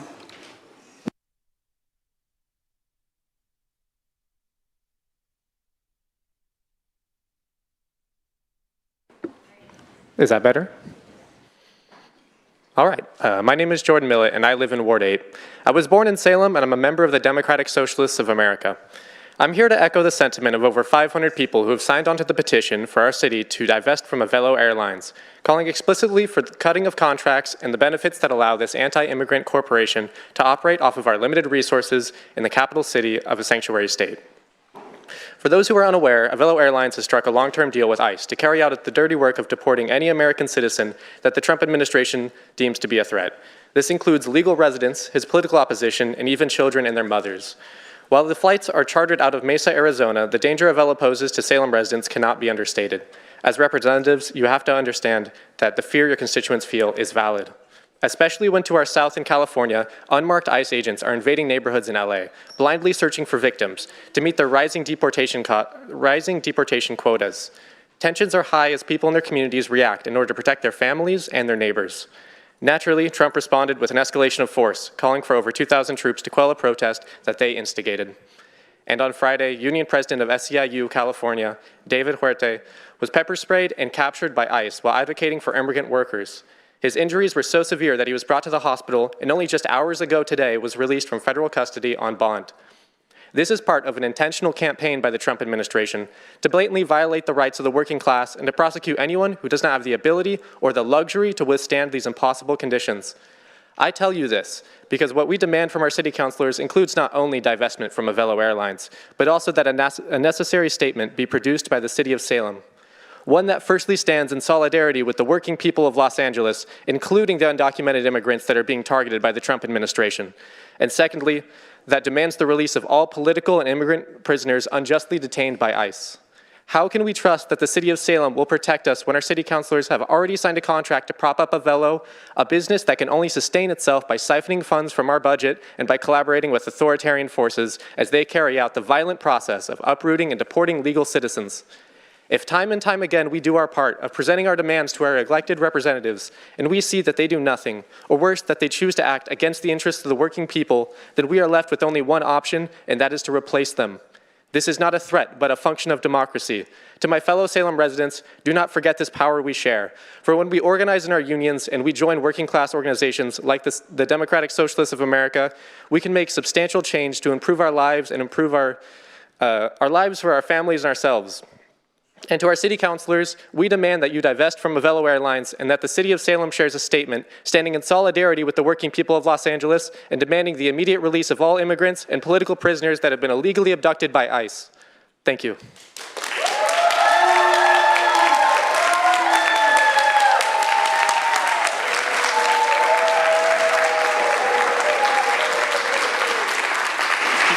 Okay, Giovanni Tolentino, and then Robin Graves. Testing. Okay, good. My name is Giovanni Tolentino. I reside at 771 Boone Road Southeast here in Salem. I want to take a quick moment to thank the working people of this city for standing in solidarity with immigrant workers across this country and across the world, including those currently under fascist occupation in Los Angeles. Your camaraderie stands in stark contrast to the cowardice of this council. Councilors, I stood before you a month ago as a teacher, a union member, and a member of the Salem Democratic Socialists of America to make a simple demand. Cancel your contracts with Avelo Airlines at the Salem Willamette Valley Airport. To the surprise of absolutely no one, members of this body issued their favorite talking point. This is outside our purview. This is the same refrain you hid behind when the working people of Salem asked that you take a stand against the genocide in Gaza. So at some point, we have to ask, what is within your purview? Well, let's take a look. When it comes to gutting our library, our 50-plus center, and our parks, that is within your purview. When it comes to padding police budgets year after year for a police department that fails to show results, that is within your purview. When it comes to making this city unaffordable and unlivable just so you can finance the newest police cruisers, that is within your purview.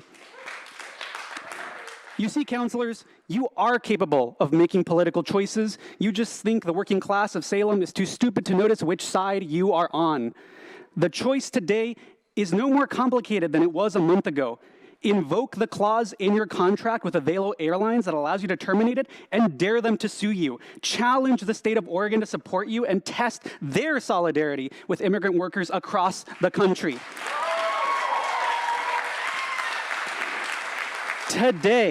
Today, we will present you with a petition that has nearly 550 signatures from workers across Salem calling on you to do just that. Further, Salem DSA calls on you to issue a statement denouncing the Trump regime's occupation of Los Angeles, to call for the abolition of ICE, an agency that has only existed since 2003 and is only known for its cruel human rights abuses, and to call for the end of all deportations by ICE and the release of all political prisoners. Under the Trump regime, children and U.S. citizens are being kidnapped. The streets of Los Angeles are lined with smoke and blood. The very tenets of the constitutional order burst at the seams. Today, you are not just hapless bystanders. You are active participants in an ongoing fascist takeover. This is your legacy, and we will not forget it. If you continue to ignore the demands of Salem's working class will remind you over and over and over during the next city council election cycle. And rest assured, we will find a new city council that stands with workers.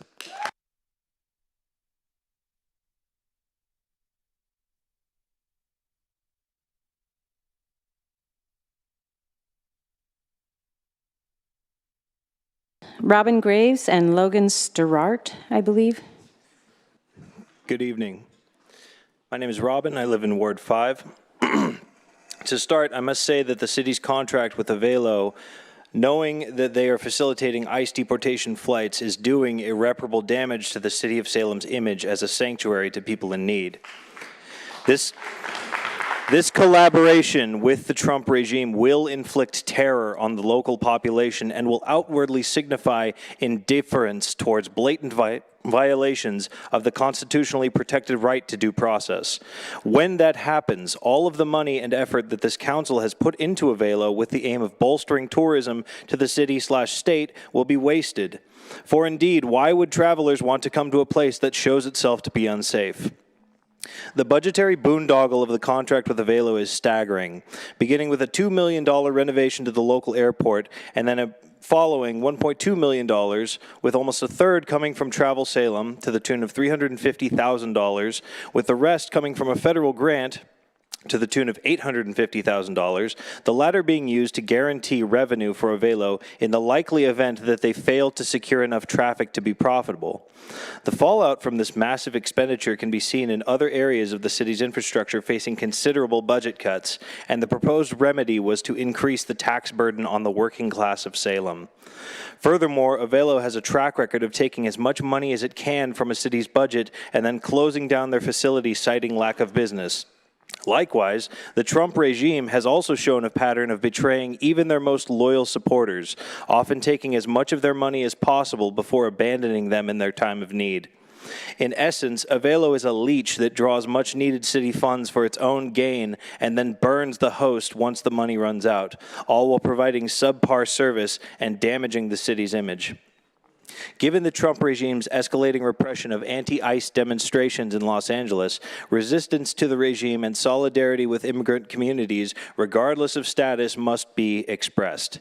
Failure to do so will result in a domino effect narrative of major population centers along the West Coast falling to increased pressure from the Trump regime to suspend due process rights for everyone, regardless of citizenship or status. We, as workers and residents of the community, demand that the city cancels all of its contracts with Avelo Airlines. Furthermore, we demand that the City Council issue a statement declaring solidarity with all working-class people of Los Angeles, regardless of their immigration status. We demand that this statement also call for the abolition of ICE as well as the immediate release of the detained migrants and political prisoners being illegally held in ICE detention facilities without trial or access to legal counsel.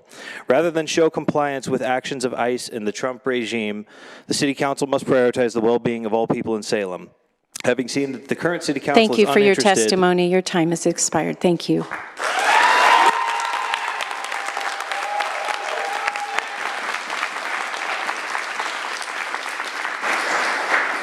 Logan, is it Stewart It's Stewart. Okay, and if you would please announce your name and your ward or your address, and second up will be Aaron Harris. All right. Hello, my name is Logan Stewart. I'm a resident of Ward 2, though I lived in Ward 5 for my entire life up until about less than a year ago. I'm a resident of Southeast Salem, and I was born in Salem Hospital. I am a member of the Democratic Socialists of America, and we have collected over 500 signatures from Salem residents demanding divestment from Avelo Airlines. Avelo Airlines has struck a deal with ICE to run deportation flights, and we must divest from this airline. Let's talk about the systemic abuses that are unfolding that this city council would be supporting by maintaining the contract with Avelo.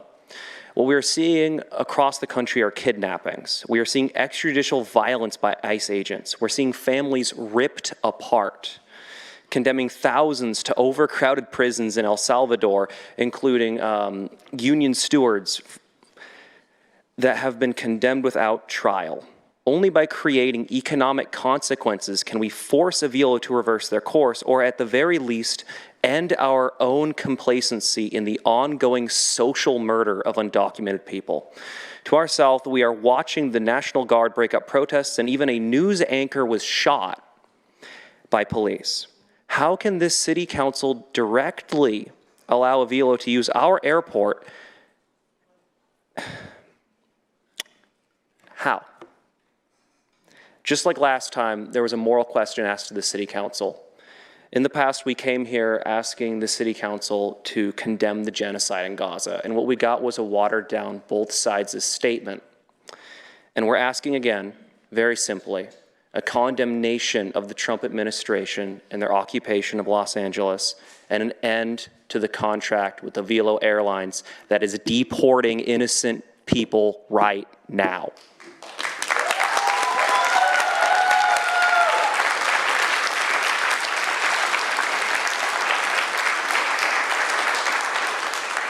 Aaron Harris, and next up will be Peter Bergel. Thank you. Good evening, Council. My My name is Aaron, and I'm a resident in Salem, Ward 6. I'm a Los Angeles native, and my family and I moved here from Salem to put down roots and become homeowners, and to find a community where we felt secure. Part of that security for me was knowing that my mom in Burbank was just a short Avelo flight away between my new home and my old one. But for a quick buck, Avelo chose to sell its services to this administration for use in deportation flights. Tonight, I'm here to say that the bridge has been broken. We see what is happening in Los Angeles, where ICE is eroding community trust by targeting the migrant population relentlessly. This airline has got to go. And the people are here to say, not in Salem.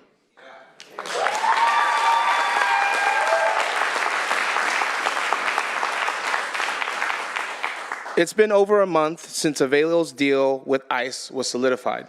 Since that moment, dozens of Avelo commercial flights have been used at our airport. And at that same time, an estimated $35,000 from our city's general fund, our taxpayer dollars, has been spent to cover the operational deficit that allows these flights to take place. This brings us to a critical choice about our city's priorities. Just last month, the people of the city voted to tax ourselves more to protect our community services. We did that to ensure our libraries and parks would be funded, but while the new money is earmarked for those specific vital services, the city simultaneously is choosing to spend nearly $500,000 a year from our general fund to subsidize a failing airport. The voice of the people on this issue has been clear. Countless residents stood up in front of this council demanding action. 550 plus more have signed a petition demanding you cancel your contracts with Avelo Airlines. This isn't business as usual. With all these numbers, all these flights, and all this money spent, there has been no tangible action from this council to stop Avelo's flights. Our demands are simple. We demand that you cancel contracts and financial investments with Avelo Airlines and don't approve of any new funding for fiscal year 2026 for parking and landing for Avelo Airlines. 2, we demand that this council issue a statement of solidarity with the working people and immigrants targeted by these anti-immigrant policies in LA and here too. If you as a council refuse to represent us, who will? If you fail to represent us, we will represent us. Thank you.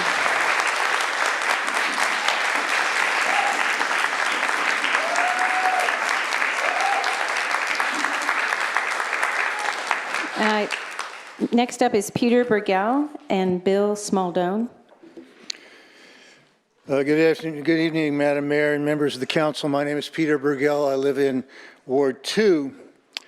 Avelo Airlines contracted with the city of Salem, knowing that we are a sanctuary city and a sanctuary state, to then engage in human trafficking in complicity with the Trump administration.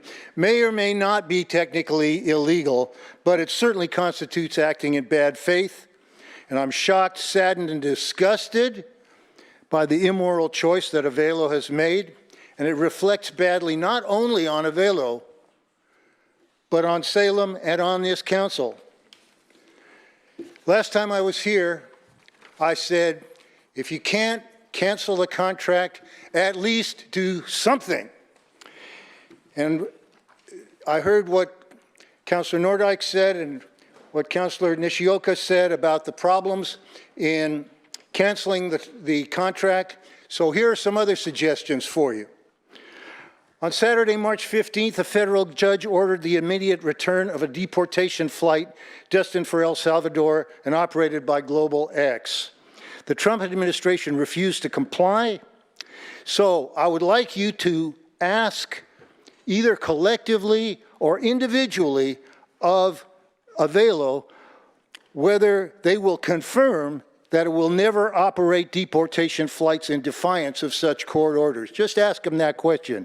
Then ask whether Avello can confirm that it will never operate a deportation flight involving passengers for whom there is no valid order of removal. And ladies and gentlemen, they are doing that. And the third question for them is, can Avello confirm that it will never operate a flight to deport a child or adult born on American soil? If Avello cannot answer these questions in the affirmative or refuses to answer them, I ask this council to investigate whether the company is breaching its contract with the city by conducting illegal activities. And if that answer is affirmative,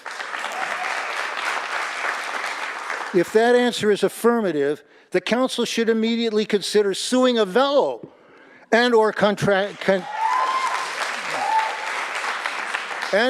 canceling the contract. And I further request that the council inform Avello that they will not be extending the city's subsidies, and let them know that their deportation contract played a major role in that decision. I further call upon Avello to honor the spirit of Salem's and Oregon's sanctuary status and common decency, by the way, by canceling its deportation flights, because it's the right thing to do. Thank you.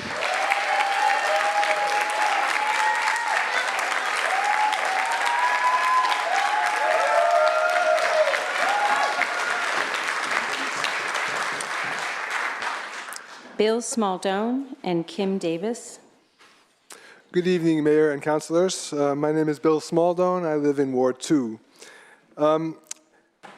As all of us here know, the United States government is illegally arresting thousands of people and is handling them as follows. They are seized, locked up, dressed in orange jumpsuits, chained and paraded on television into airplanes that take them to foreign prisons, for example in El Salvador, where their fate is largely unknown. Most of these people are not charged with any crime. Most of them have received no due process. Avello Airlines has elected to take advantage of this travesty by contracting with the federal government to transport the prisoners. It's all very simple. We all know this. This is blood money. The city of Salem should have nothing to do with this company, regardless of the contractual implications. It should cancel the contract immediately. Avello has shown that its moral compass is broken. This is a moment when our city should stand on the right side of history.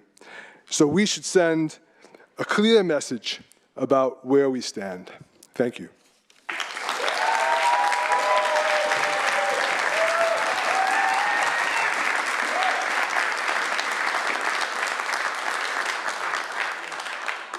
Next up is Kim Davis and then Patrick Carney. Councilors and Madam Mayor, my name is Kim Davis. I live in Ward 4. I address this council regarding two concerns with my head and heart fully engaged.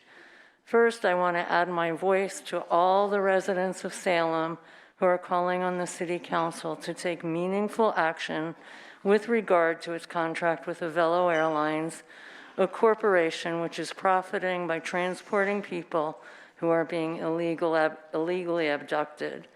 City residents demand and deserve answers. We were told that the council was meeting with the staff in May. We were never informed of the findings of that meeting, and it seems like we were just being told that to be appeased. We want the city of Salem to do something publicly to address and acknowledge the concerns regarding its relationship to Avello and its operations.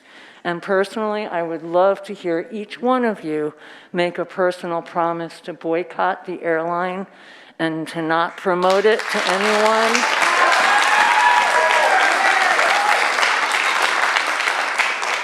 And on a separate note, which comes at a difficult time given the enthusiasm and heartfelt issues taking place here, but I also want to express my deep concern that our mayor and some of our city councilors, particularly Councilor Gwynn and Brown, are receiving, reading, and deliberating on city matters on the basis of text messages received during council proceedings.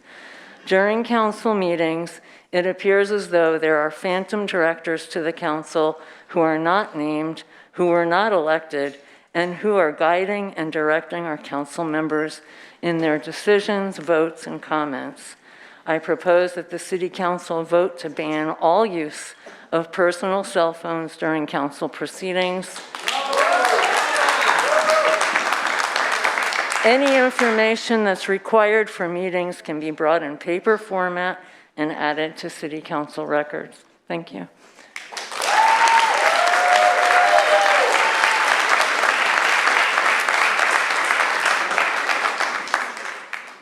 Patrick Carney and Rachel Atchison. Patrick Carney, Ward 8. Looking good, Councilor Tigan. I'd like to think that everyone up here believes in public safety as, if not the primary function of government, it's got to be in the top 1 to 3. I personally think it's number 1. And we had an opportunity in March of 24 to buy 7 acres downtown, and we really feel like it's the living room of Salem. And the living room of Salem is unsafe and uninviting. It's extremely frustrating to take a chance to try to improve downtown, and we feel like the support level is next to nothing. We're trying to be patient. We really have some great plans. The mall is doing well. Macy's has traction. But the first question that any out-of-area tenant asks us is, what is the plan? What is the plan to clean up Salem, to make it safe, to make it inviting, where you don't get yelled at, you don't step in feces, you don't see needles? And we're yet to see one. There used to be a Salem Revised Code 95.750. I think it was the Downtown Anti-Crime Prevention District.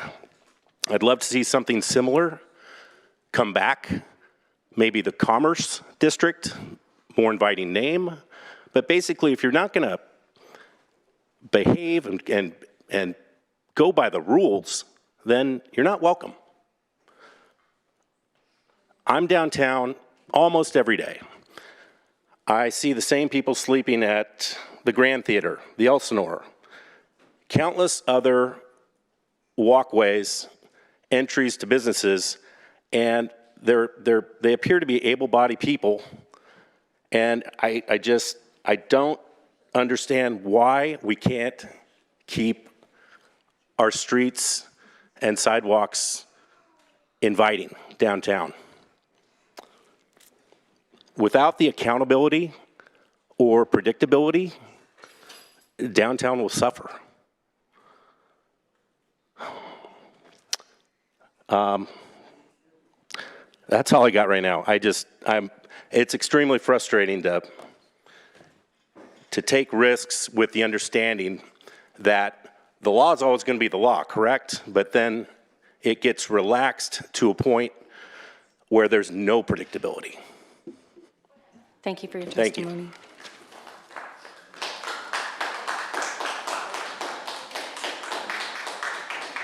Rachel Atchison and then Matthew Boulay. Yeah, good evening, councilors. My name is Rachel Atchison. I live in Ward 3. The comments from councilors Nordyke and Nishioka tonight were the first I have heard addressing community concern about our contract with Avillo. Well, except for one banal, we see you, we hear you. This despite writing to you all weeks ago with specific questions. So what I heard tonight is that you're afraid of being financially penalized by attempting to remove us from the contract. Have you really done all that you could? Have you consulted with a contract lawyer to see if the major change in conditions of one of the parties could give us an out? Have you contacted the state district attorney to see if the power of 4 Oregon markets, Eugene, Redmond, Medford, and Salem, could be leveraged to assist in this effort? I realize that you are all volunteers in your positions of public office, and I thank you for that commitment. But we need you to do some more work here. As federal actions cause increasing harm to cities throughout the nation, sanctuary ordinances or not, it is imperative that we continue to respect and protect each other here in Salem. You all, as a body of community leaders, need to get on the right side of history. I had that too, Bill. And lead by example. Sorry. Do not capitulate to Avello in advance and assume there is nothing to be done without even ascertaining if that is the case. Thank you.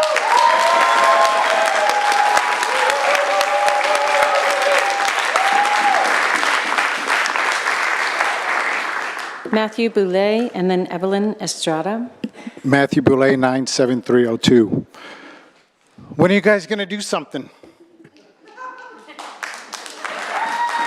Why do you keep saying you have no power? This is the only city council in America that has no power over an airport that it owns. 45 minutes ago, we had a budget presentation. Does anyone remember the number? It was the fourth one on the left for the airport budget for next year. $3.1 million. Your money, our money. We are expected to believe that the city of Salem can do nothing with $3.1 million? You have a Human Rights Commission. Why do you not refer this matter to the Human Rights Commission for their opinion? You know what they would say to you? Your Human Rights Commission? They would say the same thing we're saying, and that's why you haven't asked them. You cannot duck this issue. When are you going to do something? Does anyone here have a voice? We just offered a city proclamation to soldiers on the anniversary of the founding of the Army. You can't have a proclamation against Avello, a resolution? If you can't get a unanimous vote, a majority vote, one by one, you can't speak out, not lip service, but something that condemns Avello and calls the city's accountability into question. Let me take a look at the contract that leaves you guys ostensibly powerless to do nothing. This contract was read aloud here, City Council chambers, April 10th, 2023, when you voted to approve the contract. Section 8.1, carrier, that's Avello. Carrier shall at all times comply with all federal, state, and local laws. That's section 8.1 of the contract. We have city sanctuary laws, we have state sanctuary laws. We also, by the way, have federal laws about due process.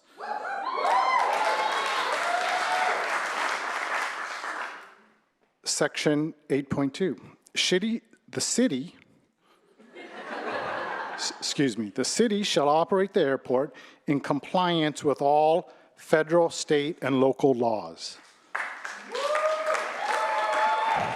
You guys can at least push back. Will you win in Trump's Supreme Court? I don't know. But can you challenge Avello in a court of law without getting sued? Yes, you have that right. Can you challenge Avello without losing millions of dollars in general funds? Thank you yes. for your testimony. That is Your a time fig has leaf expired. that you guys are using Thank you as for an your excuse to testimony. do Your nothing. time has expired. Thank you.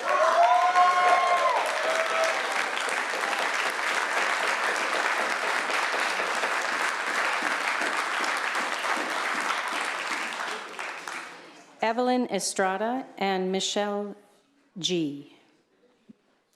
Hello. For the record, my name is Evelyn Estrada. I live in Ward 6. I have lived in Salem, Oregon my whole life. This is home. And it's honestly really discouraging to continue to see how this Salem Council continues to not show up for the communities that they serve. Currently and recently with the Salem Public Library and so many other places, and there's always some sort of excuse by everyone here, but yet there continues to be funding for police officers and for programs that are not serving us, right? And so I know that where there's a will, there's a way with the city council.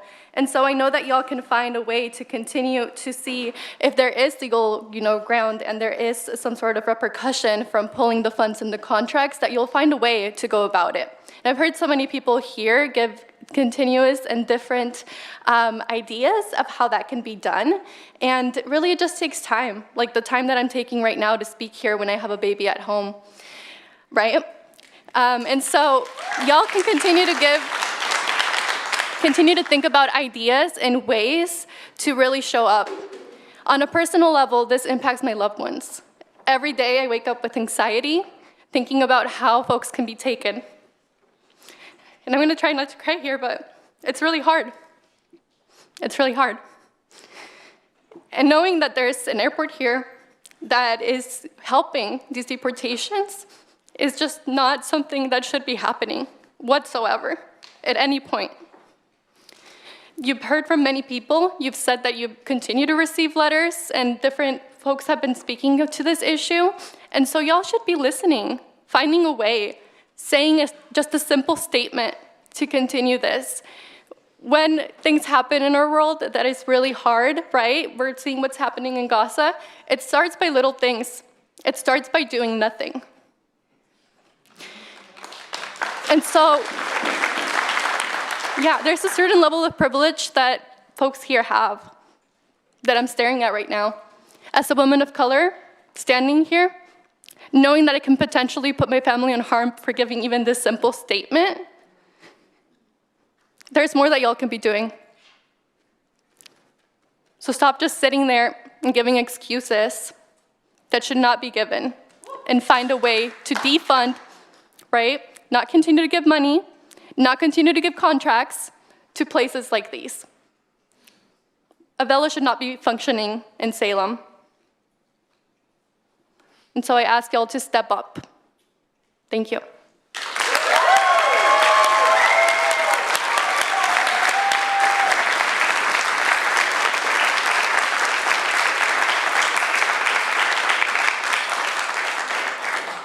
Thank you. Are you Michelle? Yes. Michelle, could you state your last name for Yes, the my record? name is Michelle Golay, and I am in Ward 5. Thank you so much. You're very welcome. Thank you.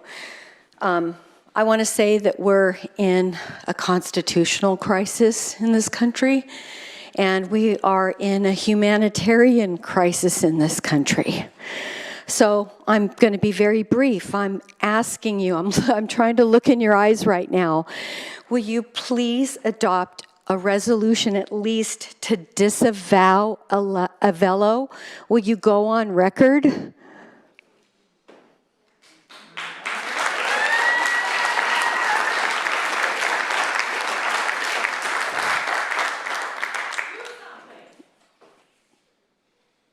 Will you go on record?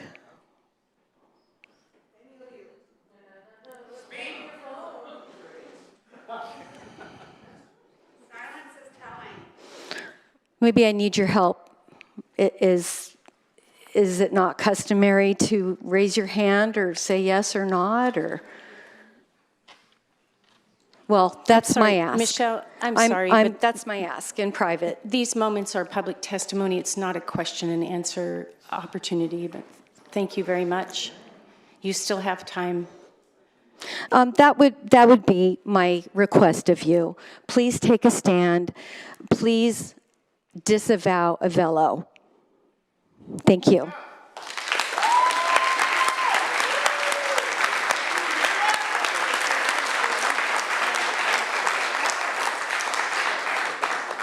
Kathleen Treppel, or Treppi, and Treppa, thank you, and Gabriel Ertzgaard. Hi, good evening. Kathleen Treppa, Ward 7. There are times when we individually and collectively need to take a stand against abuse of authority and flagrant and illegal violations of the U.S. Constitution and state and federal laws. That time is now. We cannot look away or ignore or condone these ICE raids that disregard all people's constitutionally protected civil rights regardless of citizenship status. Avelo's contract with the federal government is a gross statement of placing corporate profit over human rights. These people are being kidnapped without regard to due process. They aren't looking for those criminals that they kept talking about. They are rounding up hardworking people, wrenching families apart, and degrading them while in custody. The City of Salem should do everything in its power to terminate its revenue guarantee and cancel the agreement with Avelo Airlines, if at all possible. We cannot support a company that aids and abets the illegal kidnapping of thousands of people, many of whom have the legal right to be here. And if there truly is no way to terminate this agreement, then at a minimum, I urge the City Council to consider adopting a resolution disavowing Avelo Airlines' participation in these deportation flights. And there were a lot of other good suggestions that were made this evening. On a personal note, I'll also share that my father was an immigrant. He was born during a civil war. He was raised under a fascist dictatorship. And when Madrid fell to Franco's nationalists, they lined up the Republicans against the city walls and they shot them. And those that weren't killed were forced into hard labor. My father was so proud to come into this country as an adult. He spoke no English. He had no money. He had no education past the 6th grade. But he understood the freedoms and opportunities that this country represented. He worked hard, and yes, he did pay his taxes. He founded a manufacturing company. He employed 50 people. He insisted I go to college. And when people talk about immigrants as being all violent criminals, it is a disgusting and reprehensible denial of the contributions immigrants make across this country every day.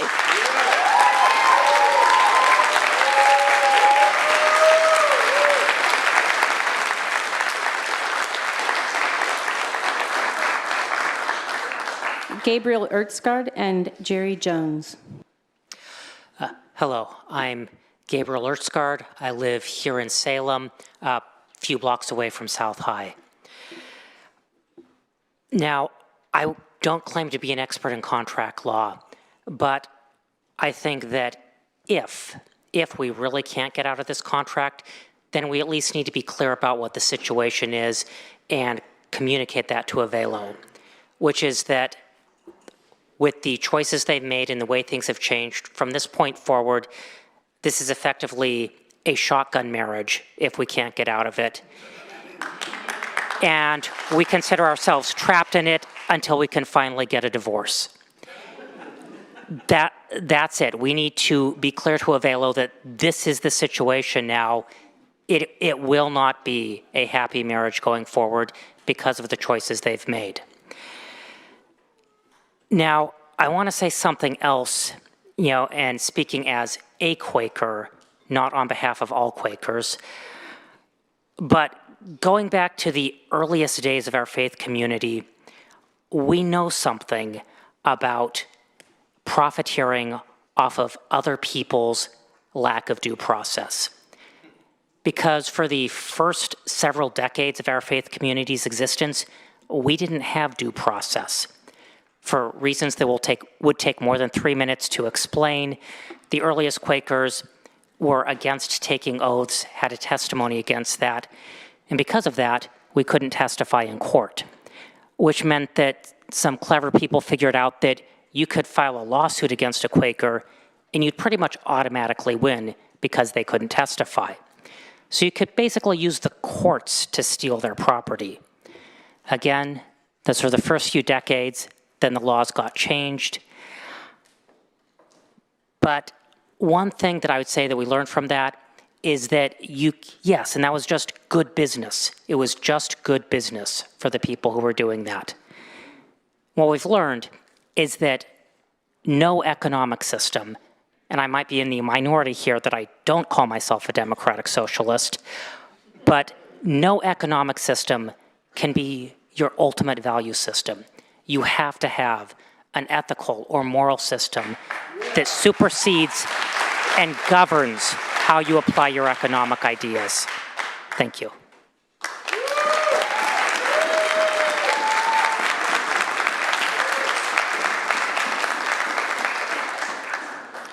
Jerry Jones and Kelly Nielsen. Good evening. Jerry Jones, 97306 zip code. I wish there was as much passion for public safety as there was about Avello and divesting from Avello. I agree with Patrick Carney, one of the earlier folks that appeared tonight. I own a small real estate services firm here in Salem. It's called Pikes Northwest. We directly employ about 10 people. We manage about 1.3 million square feet of space. The property values easily exceed 140 million. Just a few weeks ago at 1720 Center Street, one of my employees was approached by a man wielding a knife who was looking for someone to take his life. While this happened, 2 Salem PD officers watched from a distance. We were told afterwards they did not intervene for fear of escalating the situation. It's sort of like the California riot policy. Tyler not only had his life threatened that day, but could have easily just have lost it. Just recently, Salem rose to national prominence with the arrest of a Mexican cartel member with the largest ever fentanyl bust in the United States. Then last week, 12 people were tragically stabbed at the UGM. I have no doubt these are one-time only events. If you're reading this in a transcript, I say that with sarcasm. These accounts and so many others are what have driven me here this evening. It's the low point in my nearly 30 years of living in Salem. Downtown Salem is a disgusting, dangerous mess. I don't need to provide you with exhibits. Just drive through it, or if you dare, walk it. We manage multiple properties in downtown, and here's what we know as facts about these properties. They pay the highest taxes, are the most dangerous, are the most expensive to operate, and have the highest vacancies. Every property we manage in downtown has had a secured building or had to hire security or both. A locked door makes it very difficult for a business owner to accept a customer. I think you'd all agree with that. Now, based on my statement here tonight, there are 2 very simple requests I have of the city, the council, and the city staff. Number 1 is pick up the trash. Keep our common areas and the public and sidewalks clean and safe. Currently, they are not. And number 2, enforce existing laws for loitering, public indecency, drug use, and littering. Right now, it would appear they are not. If these 2 simple requests are not met, I have a growing list of property owners who are encouraging me that they will withhold their very significant property taxes come November. Think of it like this. If you had a trash company that you were paying to pick up your trash that refused to pick up your trash, after some time you just stop paying them because you know they're not coming to pick up your trash. This is that. It's no different. You would not pay for a service you did not receive. I don't know how to make it more clear. Whatever you have been doing, it's not working. It's your job to fix it. You ran, you were elected. You've made promises to fix it. I'm here tonight making an appeal that you do so. If you can't do this, resign, find somebody else that can do the job. And that comment would go to the city staff and city employees as well. If you feel you can't do the job, let's find somebody that can. Thank you.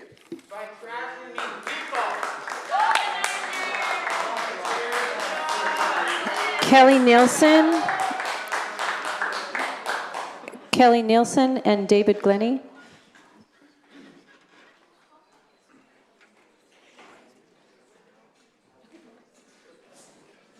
Is Kelly Nielsen still here? Is David Glennie here? Cindy Rico? Oh, Mr. Glennie, thank you.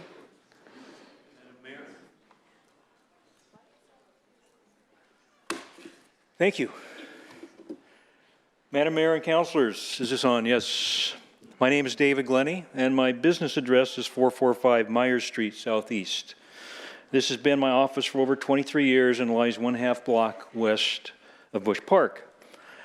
I had the privilege of representing Ward 2 on City Council, but it was 30 years ago. So I've been not in this venue, but I certainly did my time. And thank you all for your service. I'm here owing to a June 1st article in the Statesman Journal explaining that the city had chosen to leave the southwest corner of the park fallow until September. As a frequent user of Bush Park throughout my office tenure, I've witnessed many hundreds of gatherings ranging from a few people to over 80. I've witnessed, it's the only place in Bush Park with adequate adjacent parking, multiple tables, and shade. This quadrant is heavily used by dog walkers, runners, schools, and church groups. The city has already applied a wildflower policy to over half the park, excluding McCulloch Stadium. Multiple events use the Soapbox Derby venue. Does the city expect these visitors and their children to sit in 4-foot-tall weeds? City staff claim they've received positive feedback. I'm curious about the details supporting this statement. It resonated with me as disbelief, and I chose to ask for opinions from other park users. I personally spoke with 21 people in the upper Oak Grove area in the last 10 days, including regular park denizens and a few there for special purpose. None with whom I spoke supported this policy. Many offered the comment that saving oak trees and more wildflowers are excuses for the real motive, saving money. Tall, grassy areas are already popular with the unhoused. Why create additional habitat for this population at the expense of a welcoming and long-standing community gathering area? Who approved this policy? Who's accountable? Was it a staff-driven policy change, rubber stamped by City Council? Consider how this may appear to a Salem visitor. It's not a compelling advertisement for the city's livability. And here's an irony. Excuse me. Here's an irony. If my office lawn exceeded 10 inches, I get a letter from the city demanding that I cut it or pay a fine. Tall, dry grass invites both campers and wildfire risk, especially in late summer and early fall. Is this a cost-saving measure? If it's a cost-saving measure, just admit it. Don't insult us with excuses. Busch Park is Salem's premier park. It should be well-maintained and welcome all visitors. Any questions?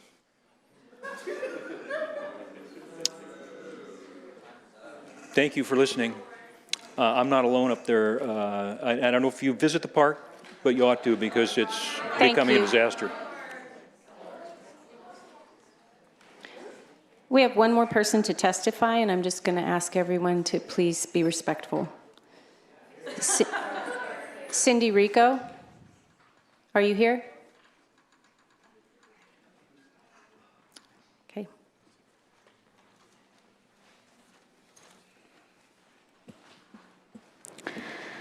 My name is Cindy, Ward 5. Being complicit and silence in a time where the federal government has made it very clear on its war against immigrants will not only absorb your moral conscience for the rest of your life, but it'll be known that what you do during this point in time or what you willingly chose not to do will be historically documented. So if you have no compassion on the cries of children losing their parents, if you have no compassion for families that are scared to leave their homes, if you have no compassion for babies left in their cars after their parents are being forcibly kidnapped by federal agents after attempting to drop them off at school, at least know that your silence puts your political careers at stake if your own image is what you prioritize the most. Your constituents demand respect and dignity, especially those that break their backs to pick the food that's on your table. Lives are at stake. If you do not know the human rights violations that occur at the hands of ICE and ICE detention prisons, it is your obligation as people on the City Council to know the threats and realities of your constituents.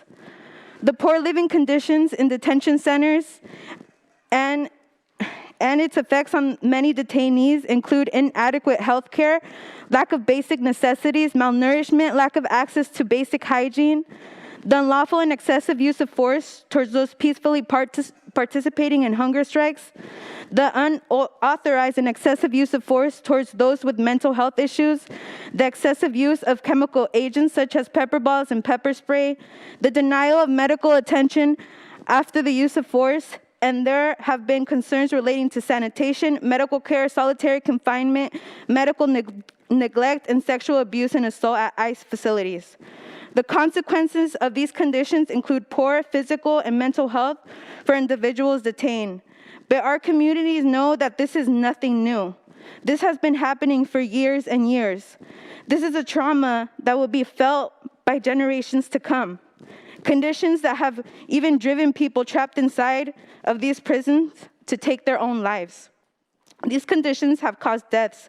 I will say this again. ICE and ICE detention centers have caused deaths. We demand that you end all contract with Avelo Airlines, a corporation profiting off of the dehumanization of immigrants. The money you provide Avelo is blood money. Anyone who supports this should be ashamed. Deportation flights shackle immigrants on flights. This is a direct violation of human rights, and I urge you to do what's right and end the contract. We don't need you to say that you hear our concerns.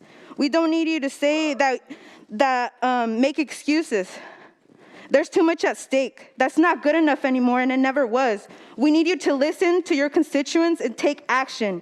Your words mean nothing when families are being torn apart every single day.